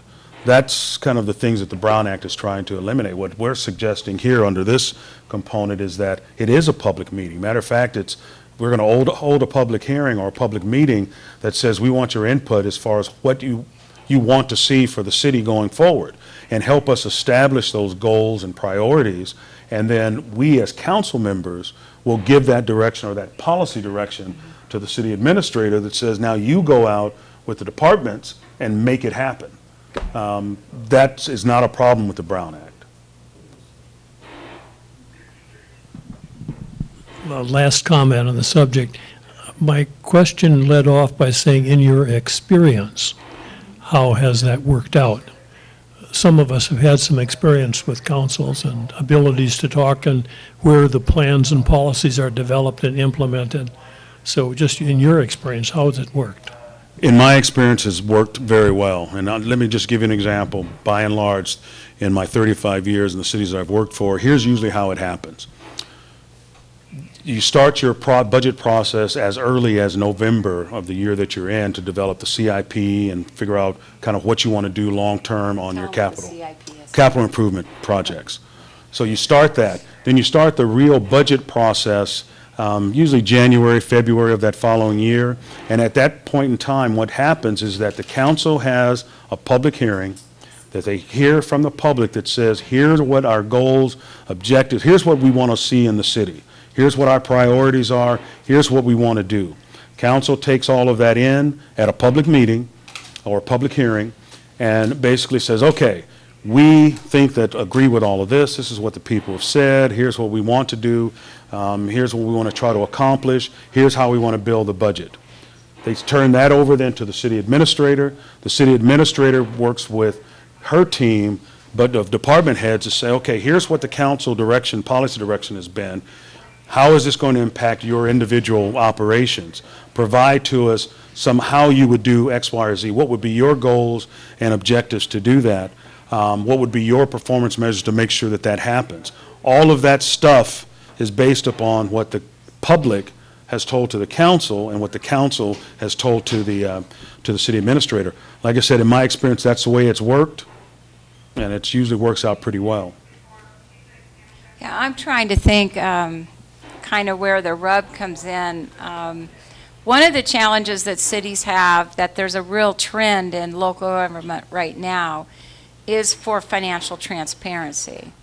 And one of the challenges you have is that the presentation documents you have right now in your budget aren't very transparent, in the sense it's very difficult to understand, even for us with a lot of experience, exactly what your numbers are showing. So one of the recommendations will be to have a more readable and understandable budget presentation, and we'll be making recommendations on that, that then you follow year to year, and that helps people build confidence that you're actually going to accomplish some of the things. Like, for instance, a capital improvement project. Say everyone agrees we want to improve, just for example, Utica Park next year. And so when this cycle starts, the presentations are about we need to improve the park. And then by the time the budget is finally adopted, there's, say, $50,000 in there to improve the park. And the goal is to have a project completed by the end of the budget year. Well, then that's the cycle in which the city council can ask the city administrator in a year, where's Utica Park? Did it get done? Did it not get done? If not, why? And that's where staff is held accountable. So that's the cycle that we're talking about. Okay, let's move on. I think, I could be wrong, but I think maybe what he was talking about was, you talked about the city developing a plan, city council developing the plan, and I think it's hard for them, if they can't talk to each other, to develop a plan. I think that's what he was talking about, at least that's my question. Well, that's understandable, but again, that staff can make recommendations through staff reports. Right, they make recommendations. The council can make recommendations, but then it's ultimately the council that actually decides. No, we understand that. Right, We understand right. With the Brown Act, sometimes when you talk to the council, they say, well, we can't talk about it. It's not on the agenda, so we can't talk about it now. Oh, yes. And it's not on this because you can't do this, and they can't talk to each other. And us as the people, the Brown Act is supposed to protect us, correct? Right, just means the item has to be agendized properly. You can't discuss it at a public meeting. So the plan is not just having a vision for how we want to do Correct. things with our city. I think that was the bottom line. Correct, I understand that frustration. That's a lot of frustration for people. It's just, that means there's a process that has to be followed, Right, and basically. if they can't talk to each other, you know, like, what do you think about this or something? Right. I don't know. They can talk plenty, on any agendized item in a public meeting, they can discuss it all they want. Yeah, right, if it's agenda. Right. Thank you. Mhm. I'm not sure because I'm not real familiar with the Brown Act because my organization has to be under Bagley-Keene, which is more restrictive. But 2 council members can be in a committee meeting, correct? Yeah, Well, as long as it's not a quorum. It's not a quorum of the, yeah. Yeah, so there is ways. This is where your city staff, your city clerk, all those functions become very important to be able to create an agenda that's able to give you the ability to discuss things. And yes, 2 members can talk, they can meet together for any item that's not, they can socialize. There's a few things they can do, but the Brown Act has been more strictly interpreted recently as well. Many city attorneys are really taking regular meetings that might have been informal meetings, and they're saying now that has to be agendized. So there's a lot of scrutiny there, but there isn't anything inherent in the Brown Act that prevents the city from doing good strategic planning. That's moving on, this is the water funds. It's made up of 4 different funds that deal with water function or operation. Point you to the net operating income loss line, as in the past. Starting with 15-16 going forward, deficit spending patterns again. And so, as I pointed out before, it's a bad pattern to have, needs to be addressed. Prior period adjustment here for the water function, again, has to do with the pension, GASB 68 requirement. So looking at and as I mentioned before, if you recall, I told you that the fund balance component, unassigned and and total fund balance that we referred to earlier, per water, sewer, those type of enterprise funds, the name, the nomenclature is different. It's called net assets. So you'll see that up there, but it's the same thing. It's the fund balance. And so if you go over to look at 1819, ending total assets, all fund balance, 6.9 million.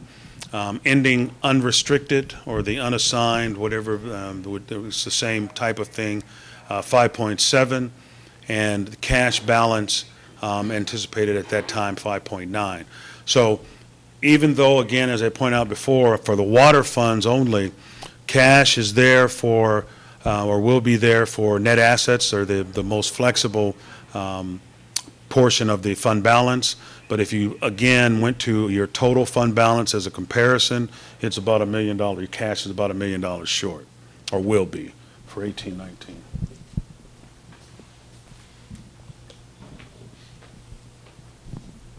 Have those numbers reflected the legislature's mandate for the reduction in water that is going to happen?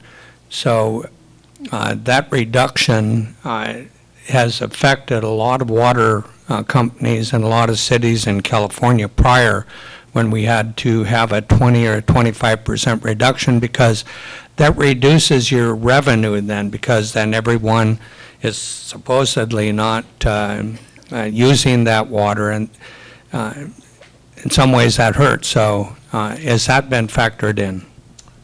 It has not been factored into what you're looking at now.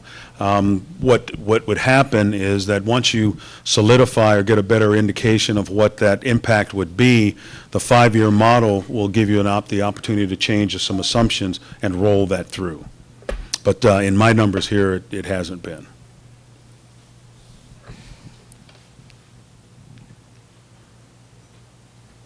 Wastewater sewer funds, again, 4 different funds. And your sewer function is the one that's probably the most concerning and the most urgent at this time. But as you can see, cash as of 1819, cash balance $1.2 million. So you have some time to do some things. But if you look at the ending restricted or unrestricted, which is the third line up from the bottom, it's actually gone negative. So as far as totally flexible cash that you can spend for emergencies that may come up that you haven't planned for, you really don't have money for that, at least not assigned money. You'd have to go through and take away some of the other set-aside money that you've assigned. But even with that, if you look at, compare the $1.2 million to what your net asset reservation is for fund balance, you're way upside down. You won't be able to do too many of any of those projects that you've said we're going to set aside funds for. So again, not a situation where you're falling off the cliff, but as you can see, because of the dollars, it limits when you can actually go through and spend money on capital and the like. And so this is the one that you really kind of need to zero in on and make some changes as far as operationally. As you can see, going back up to the net operating income loss line, every single year since 12-13, you've deficit spent in this particular group of funds. So again, spending down fund balance, $500,000 anticipated for 17-18, another $500,000 deficit anticipated for 18-19. It's like, why would you do that? Unless you were spending it on capital that you've collected the money for in the past, but there's no indication that that's the case here. This is just an operational deficit expenditure, so something that again needs to be addressed.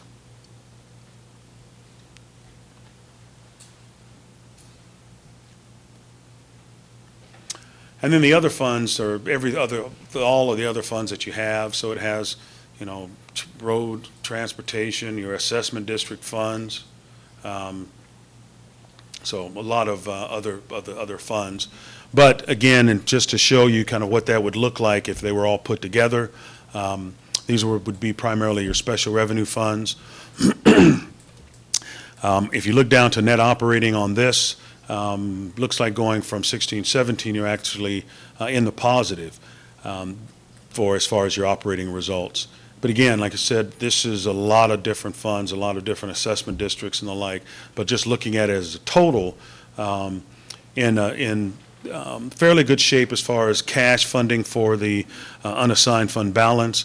But as is the case with some of the others, you have set aside fund balance, 2.5 million for 18-19, versus a cash dollar amount of about $876,000. So cash, again, reiterate again, is there, but if you're anticipating at some point in time spending $2.5 million for various projects and the like, you're going to need to do something to build that cash balance up going forward. Again, some of this, like I said, a big chunk of this relates to road projects. So it may be a situation where you would like to do road project X, but you just won't have the cash to do it when you may want to do it.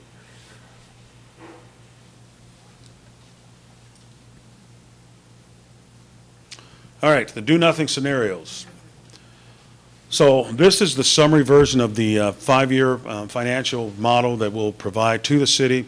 This first one is for the general fund, and what it shows is last year's budget, what the budget and projection was, what the current year budget, which is that first column in gray, the 18-19, and then it takes it out 4 more years.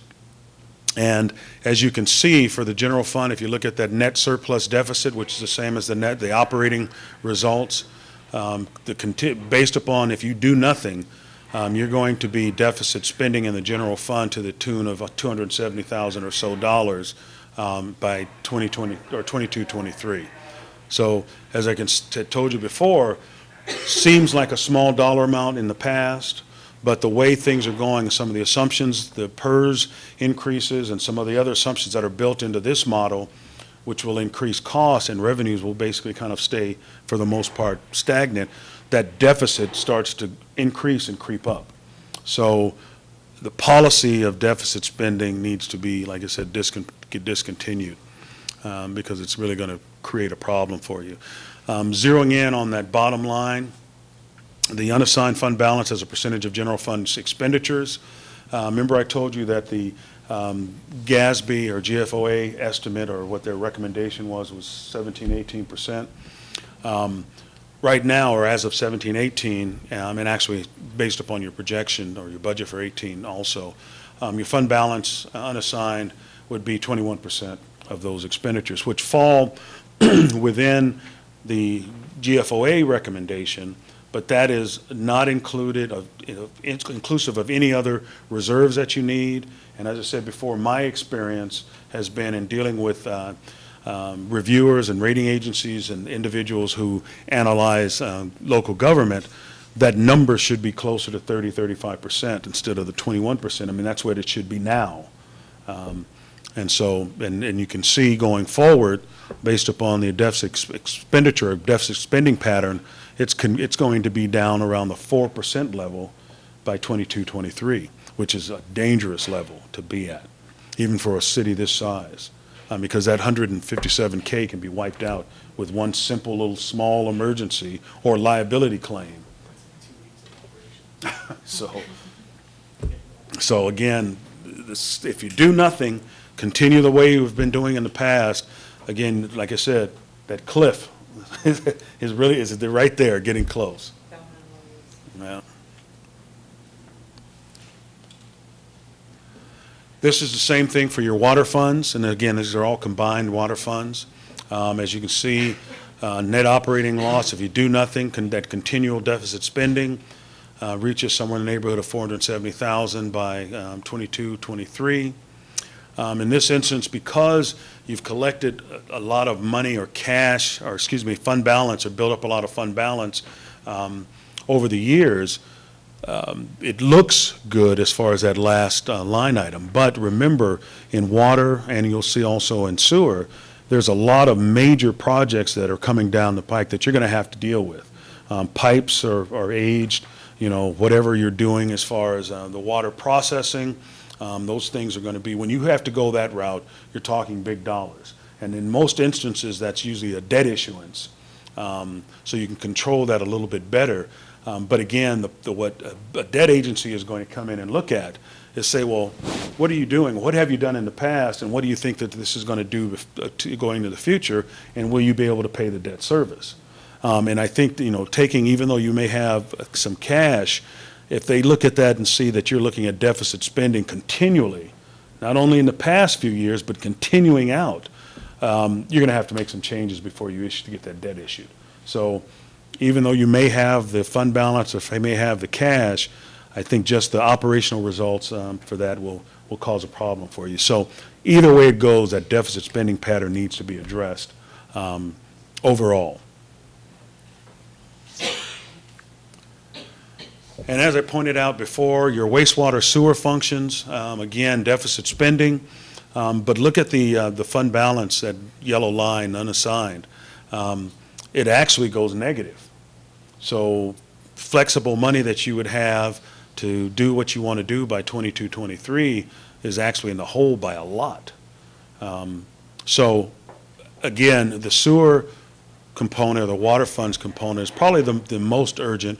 Again, because you have cash, you still have time to do that, but the plan should be developed sooner rather than later to address the deficit spending and how you're going to build up the sewer fund to address some of the issues that you know for a fact that you're going to have to deal with, infrastructure replacement, and some of those type of things that you're going to more than likely have to go out and borrow for, and you're going to have to make your case to the rating agencies that it's a well-run operation that can afford the debt service that's going to need to come about. So it needs to be addressed. And this is for the other funds, and as I pointed out, we're not deficit spending, so assuming that pattern continues, there's actually growing in fund balance. And again, because there's so many different funds here, what I will do for the final report is to dig into these funds in a little bit more detail and find out the ones that have issues. Because it looks good on the surface, but typically there's a few funds in there that have some problems, and I'll report out those problem funds that says, generally your special revenue funds are okay, but fund X, Y, or Z is a problem, so you need to do some things there too. That'll be in the final report.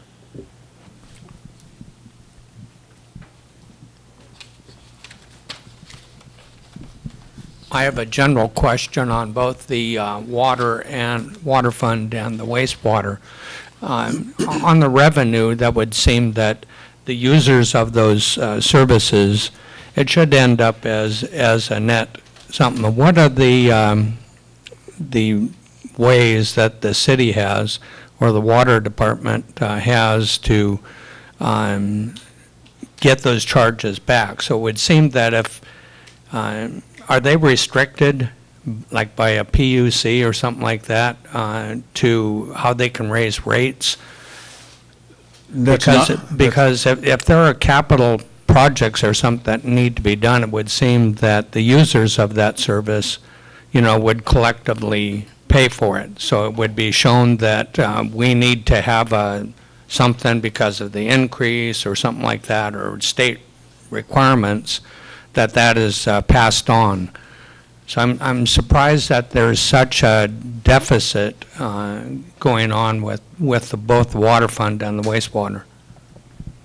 Well, what that relates to directly are issues, a combination of issues. First of all, there are no restrictions other than you can't exceed the cost of providing the service. So it can't be a situation where the water or sewer function is making money off of the ratepayers. Now, when they say making money, I mean, you can have an operating surplus because of timing could be different, and you could put off spending you could collect for expenditures that you're going to need to put in, so it shows a surplus in 1 year with the anticipation of spending it 2 or 3 years out. So you can still have a surplus, you just can't consistently do this make money scenario. So that's really the only restriction. Other than that, it would depend on what the council and the public would support as far as increasing those various rates. Okay.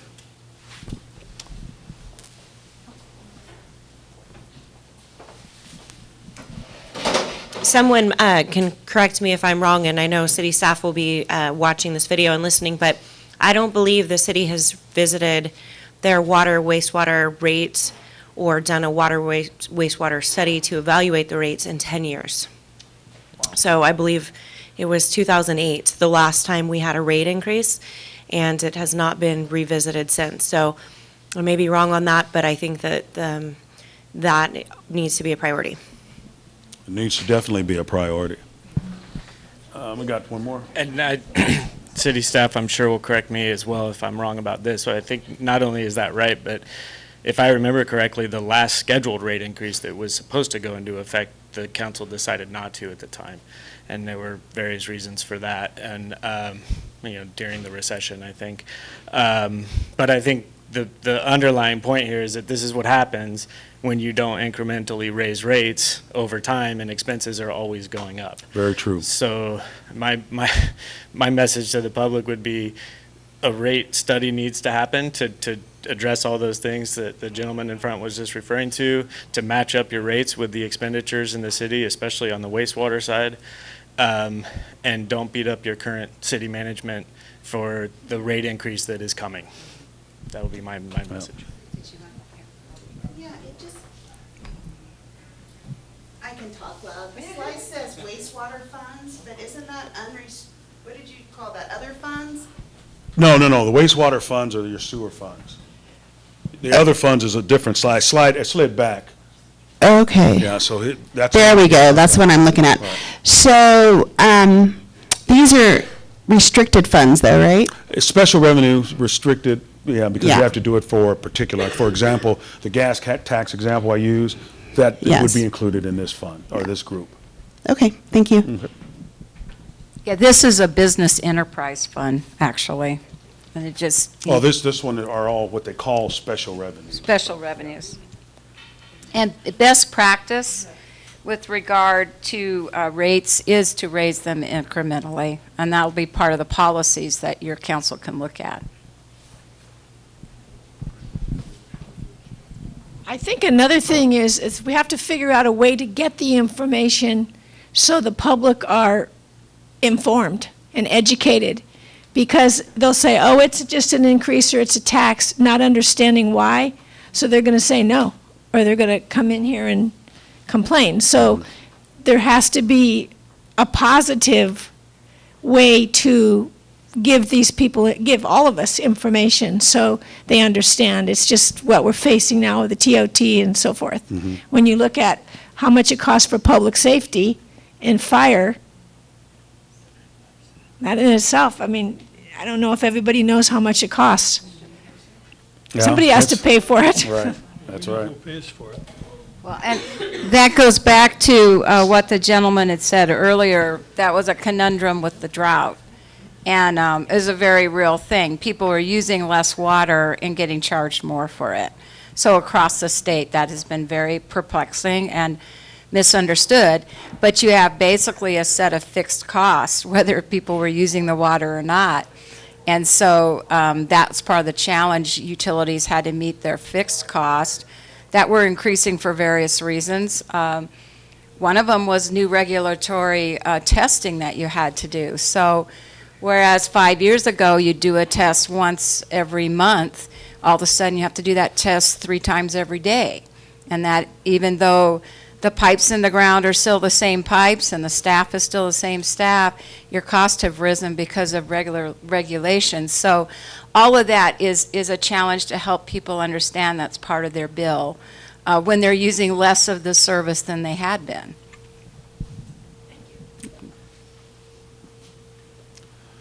Okay, just going through some of the current and future financial issues. And I don't think I have to zero in too much on the CalPERS. It's pretty much understood that the pension costs are rising. But what I wanted to show here is specifically for the city of Angels Camp, the PERS component or retirement basically is based upon, or the costs are based upon assumptions that are made by PERS as far as the value of the assets or the premiums that the cities pay for retirement. And what the actual liability is anticipated to be. So PERS calculates based upon certain information, number of employees, retirement rate, all of these type of scenarios. Here's what your liability would be payout at the end of, say, a 30-year period of time. Then it compares or present values that. Then it determines the present value of the assets or the premiums that the city has paid in over time. And they compare those two present values for a point in time based upon the latest actuarial value. That was based upon fiscal year 15-16, ending or June 30, 16. Compare those two, and that gap is created, is called an unfunded liability, and that's a shortfall. And so what PERS does is that now, what they say is, not only do you have to pay through a percentage of payroll what it is anticipated that you're going to need to owe, so we're going to amortize that, but we're also going to require that you pay a certain amount every year against that unfunded liability number that we have determined based upon our actuarial assumptions. So that's fine and wonderful, but what happened back in 16 is that the PERS staff also said, based upon our analysis and the rate of collections that we have and the people, the way the mortality rate is and the like, we're not going to be able to, even with the collections that we're doing right now, we're not going to be able to make those payments when we need to toward the end. And so what the staff recommended was that PERS change its assumption rate for earnings, which was at that time 7.5%. They said we won't be able to continue to earn that rate in the future. So we need to reduce that rate as far as our assumption. We need to increase the mortality rate because our analysis shows that people are living longer. And so instead of us assuming that we'll only be paying for a certain amount of time, that is going to be a longer time, which is more cost. So those combinations, and there was a number of other amortization shrinks of this as far as how much they should amortize, a lot of other different scenarios. And the PERS board said, yes, we agree, we're going to make those changes. But if they did all of those changes in any one particular year, PERS costs would have gone through the roof, and that politically would not have worked. So what the PERS board decided to do and agreed to do is to stagger the reduction of their expected earnings rate. They increased the mortality rate, but the bigger component that's starting to drive costs up higher is that reduction of the what they call the discount rate or the expected earnings rate. So this assumption here, that first bullet, gives you an indication that's based upon their recent actuarial evaluation as of June 30, 16. The discount rate assumption has gone from 7.5 to 7.75, or not 7.75, but 7.375. And so if just with that assumption, and remember the ultimate decision of the PERS board was to drop that discount rate or that or the expected earnings rate down to 7%. So it would have gone a whole 0.5% down. So they've decided to stagger it. So every year the city, just like any other member agency, gets an actuarial evaluation that says, based upon our actuarial evaluation for this period of time, here's what your rates will be from 2 years hence, 18-19, going through 23-24. Here's what you can expect to pay based upon these assumptions. So what I did is I looked at what that number would equate to as far as additional costs based upon this current actuarial evaluation and assumption. For current year, it's going to bump up your costs. This is citywide. This is not just general fund. So citywide, PERS costs bump up $390,000 in 18-19 from where it was. By fiscal year, based upon their assumptions, by fiscal year 23 or 22-23, the City of Angels Camp is going to be paying $600,000 more a year for pension costs, and that's based upon a 7.375 discount rate drop. So next year, when they do their evaluations and it goes down to 7.275, that $600,000 is going to bump up. Then when it goes down to 7% in the next year's evaluation, again, it's going to bump up. for that particular year. So that's if the city does absolutely nothing at all. No change. I mean, there's not, other than, actually you can't do anything as it stands right now. And so that's a nut that you're going to have to crack going forward. So when I did my 5-year, because the actuarial for the new stuff, I know it's coming, but I figure that I can help you work through that later on. But to do the 5-year model that we just showed you the slides didn't include the further drop in the discount rate. So I just wanted to use hard numbers, what we had, so I used the numbers that PERS had provided based upon the latest actuarial evaluation, and that's what the numbers will look like. There's also health cost increase, not the regular PERS health cost, but this is the other post-employment benefits. After the individuals have retired or whatever, the city has where it pays additional health costs for those retirees. Right now, the pay-as-you-go amount, what actually is that you get a bill from PERS for, has been about $55,000 a year. PERS does an actuarial evaluation, just like it does on its regular retirement costs, to develop the unfunded liability and kind of what you would have to pay over time and how far back you would be to address this unfunded liability.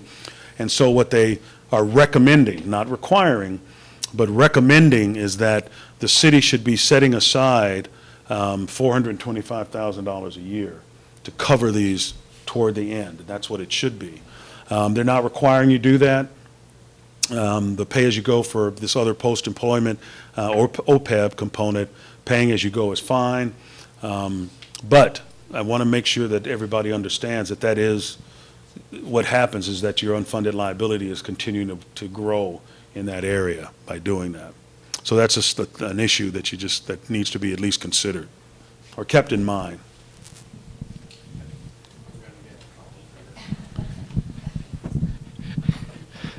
So what happens if we declare bankruptcy like Stockton did?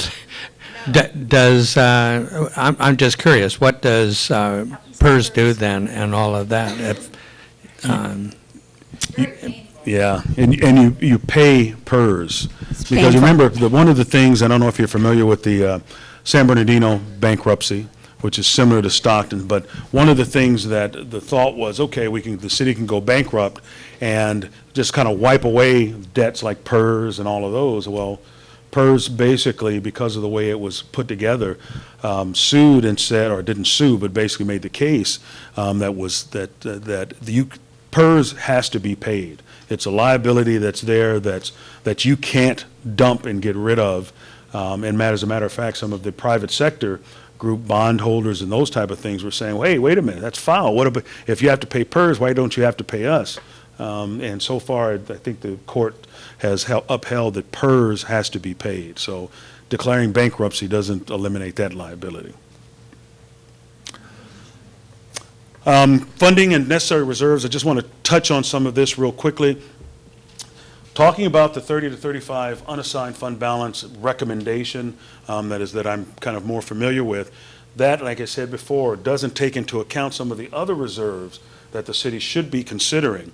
Pension and health, we talked about that. The potential of setting aside a little bit more money than you would normally, so that in case something spikes big time, like one of these actuarial evaluations come through and for 1 year you get a big spike, at least it eases you into it so that you don't have to make that cut or make those adjustments in one particular year. Setting aside a reserve for that would make sense. Capital, equipment, vehicles, those types of things that you're going to have to do, fire trucks, public works equipment, air conditioning in buildings, for example. You know that those things are coming. So setting aside or creating some type of reserve for that or those one-time things would be another good idea. Deferred maintenance, that's a biggie, this next one, setting aside something for building construction, new buildings, or the maintaining of existing buildings. In the water and wastewater fund, what I've seen documentation that says the deferred maintenance and potential construction needs on a preliminary guess or estimate over almost $47 million. So a big chunk. So you would think that that you'd want to do is to start building up that, setting aside some reserve to build up to something that you can address those issues. Labor agreement costs, I mean, you have those costs that are coming down, and, the potential I've seen in some cities where they set aside a special reserve just for labor. Again, just something for food for thought. Workers' comp and general liability being, excuse me, the lawsuits. Who knows when you're going to get sued or what you're going to be paying out or what may happen. So some cities that I'm familiar with and have worked with set aside some type of a dollar amount for those one-off type liabilities. And then, of course, the natural disasters and things along those lines. So there's not just that one reserve that we're talking about. There's some other reserves that need to be considered. And again, when we're talking about these things, we're talking about them as establishing goals. Not saying that we're going to close down the city and put all this money into a reserve. That's not what we're talking about. We're just saying that as you're developing your budget and you're performing your operations, these are some other reserves or some potential operations or policies or goals that should be considered. Some of the other issues, economic downturn, we all know that eventually it's coming. Things that are happening at the state and federal level that may trickle down are obviously going to happen. The state has gotten off the backs of cities like it was a lot more relevant in the past years, but over the past few years with the state's situation, they've been in a better shape. So that the state hasn't been jumping down on our backs, but federal is still out there doing their thing. And again, the deficit spending patterns that I've reflected here just represents that degradation of financial stability that needs to be addressed. In summary, the city has an ongoing pattern of deficit spending, which I've talked about before. You need to stop that. General fund, the unassigned reserve, even though it currently meets the GASB and GFOA recommendations, and I pointed out some of these other reserves that should be considered, plus the fact that even at the 21%, that's lower than probably where it should be. If no changes are made, you're going to significantly, as I showed in the summary, five-year go forward, you're going to significantly reduce your general fund reserves over the next 5 years. So again, something that needs to be addressed. And making sure that you have recommended reserves, again, just shows outside individuals that the city is a strong city, it's a well-run city, it has the policies and procedures that are there, that this financial stability is set. It just looks good for not only the public, but it looks good for if you go out and have to issue more debt or any of those types of things. And there's some other issues that are beyond the financial realm. Well, there's not too much beyond a financial realm, is there? But some of the other issues that we're going to be looking at operationally, we're going to be presenting in our final report. But as I pointed out at the beginning of this, we wanted to focus primarily on finance for this to get you an idea of where the city is financially. But that's not by any means the end of the story. We have other things in our report that we're going to be giving. Not going to go through a bunch of this. The one bullet I want to emphasize is that a part of our study will be actually this wealth development strategies. The third member of our team, Jay Corey, has done this a lot. I mean, he has this down to a science. And so one of the things that we'll be providing are suggested strategies for building wealth within the city, be it overall improvement of downtown or changing the kind of the makeup or what's the draw for Angels Camp. But those types of things will be zeroing in on making some recommendations. And again, talked about the long-term financial model that we'll be providing and some monitoring mechanisms, going through and looking at the CIP and developing a CIP, a capital improvement plan for the city that's longer term, providing kind of a process to address some of those and develop plans for that. That will be part of our final report also. So a lot more that will be included in our final report that will be presented in November, you said? So, like I said, a lot to look forward to, and that was the kind of the teaser that I talked about.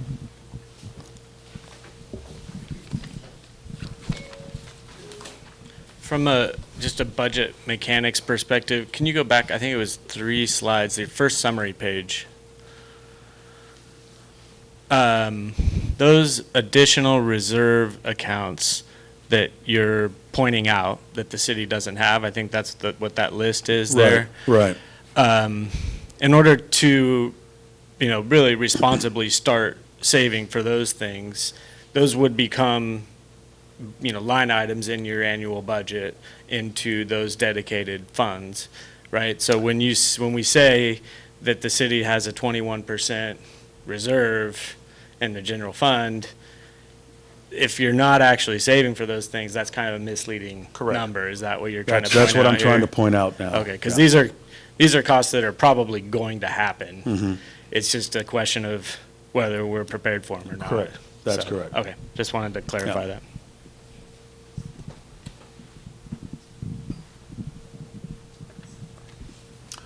All right, any other questions? That concludes, I had one question for Melissa. If people are looking for this PowerPoint, do you know where they could find it? Yes, we're doing our best to put information up on the city website, and so we will have copies available if you want to come by and pick them up. And then as soon as we overcome our technical difficulties on the website, they'll be available there. Okay. And then also we are videotaping this, so then we'll make sure that we distribute the link. If you have any friends or family that want to watch it again, we'll make sure that we have it available so they can watch it online. They could look at just the fun parts, right? Yeah. that's right, fast forward through I the. just have a quick comment, is all, I don't need a mic, I just want to thank Melissa and the city council for hiring you and putting this together and being so transparent and wanting to move forward in a very effective way. Thank you. I was just going to say the same thing, thanks. Thanks for the people, too. In your assessment of looking at Angels Camp and the whole finances, did we go wrong somewhere? I mean, or was it regulations? I could take a run Okay. at that. Being somewhat familiar with smaller city models and what happens, no, you didn't go wrong necessarily. You haven't had some good practices, but many cities, you haven't necessarily had bad practices. I mean, you haven't overestimated your revenues and underestimated your expenses. We didn't see that. You haven't overstaffed dramatically at all. So you're not really doing those kinds of things, but establishing a regular pattern of strategic planning is something that's difficult for all cities, and it's particularly difficult for smaller cities, because basically smaller cities are just running all the time. You're just trying to deliver service and trying to overcome all the obstacles in your path for doing that most every day with a small staff and small resources. So, no, you haven't missed anything. And in fact, you were probably getting along pretty well while the economy was fairly steady and costs were fairly steady, I would say. Yeah, and I think so. I think that, again, just to add on to that, it's more the forward planning that if anything, I say that it hadn't happened in the past, because I think that some of these deficits and patterns and processes will probably had repeated in the years prior to what we looked at. And then having somebody like Melissa has come through now and saying, this looks bad. Let's do something to now so that we're not kind of going off the cliff. I think if somebody would have made that same determination back then, you would be in a lot better shape now. So that. And looking at the reserves, that at some point we built up, Yes. Correct. Yes. substantial reserves. Correct. Yes. Something is going along, and then all of a sudden, we're relying on makeup budget payouts, drawing down on that reserve. Right. So our reserve is, Right. and all of our reserves are And- heading away where we're not just, Right. kind of like they either be at a plateau or if the city is increasing in size, that Right. number should be going up. Correct. Right, exactly. And it's harder for smaller cities get buffered, the pendulum swings more greatly, let's say. So if you raise rates, people complain. So, it's a small town. You go to the grocery store, why did you raise my water rate? I'm mad at you. That's more impactful than in a larger place where they get raised and nobody knows who to yell at the grocery store about it. So, that's just part of the pattern for smaller places that is a challenge. Yeah. But the people need to know why something's being increased, not Yeah, just that you're getting an increase. And I think we're lacking education in this Yes. county and in this city, big time. And that's Somehow probably you true. have town halls and you do something, I don't know what you do, but, and then the people don't show up, but something's got to be. This was very good, by the way. So I definitely appreciate that comment because I think education and information sharing in the community is really important because I think when we know better, we all want to start doing better. So City Hall is always open. My door is always open. So if you have any ideas, things that you want to see in your community, let us know. We want to be responsive. We want to make sure that we're meeting you where you are so that we can share this type of information. We're looking at revitalizing our Facebook page. We're trying to make sure that we provide video options. We're trying to provide alternatives than kind of showing up for a 3-hour meeting, which thank you to all of you for showing up to a 3-hour meeting. So, People to participate also. right.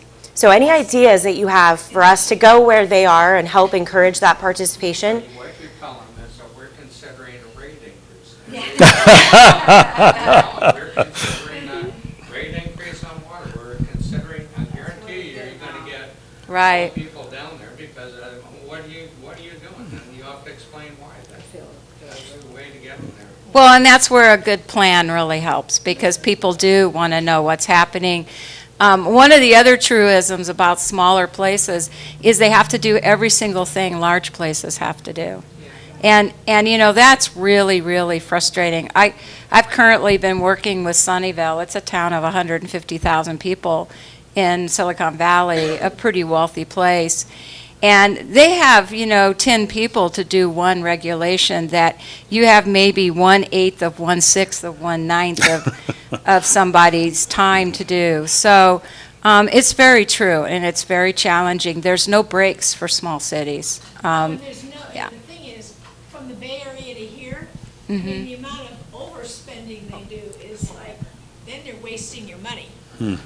I mean, in the Bay Area, you go to some of those meetings and you just say, this is our money you're spending, folks. It's good to hear here that, at least we're being conservative and we're, anyway. Their numbers are different. There's no question, but their numbers are different. But proportionately, it's the same amount of work. You just don't get a break for, that regulation, you're a small town, you don't need to meet it. You have to meet all of them. So that's part of the challenge you're facing too when you ask, why have we missed anything? No, your staff has been absorbing all the regulations that have flowed at them since 2008 or 2009. Pardon? Well, I think you need an advocate at the state for small towns. I really do, for rural areas. And there's a growing recognition that rural America's in trouble, and yet it is the heartbeat of many places. So I know while I was out there, there was a rural institute churning out all kinds of interesting ideas for rural places, and you do need a special look. You really do. All right. Thank you all. Appreciate your attention.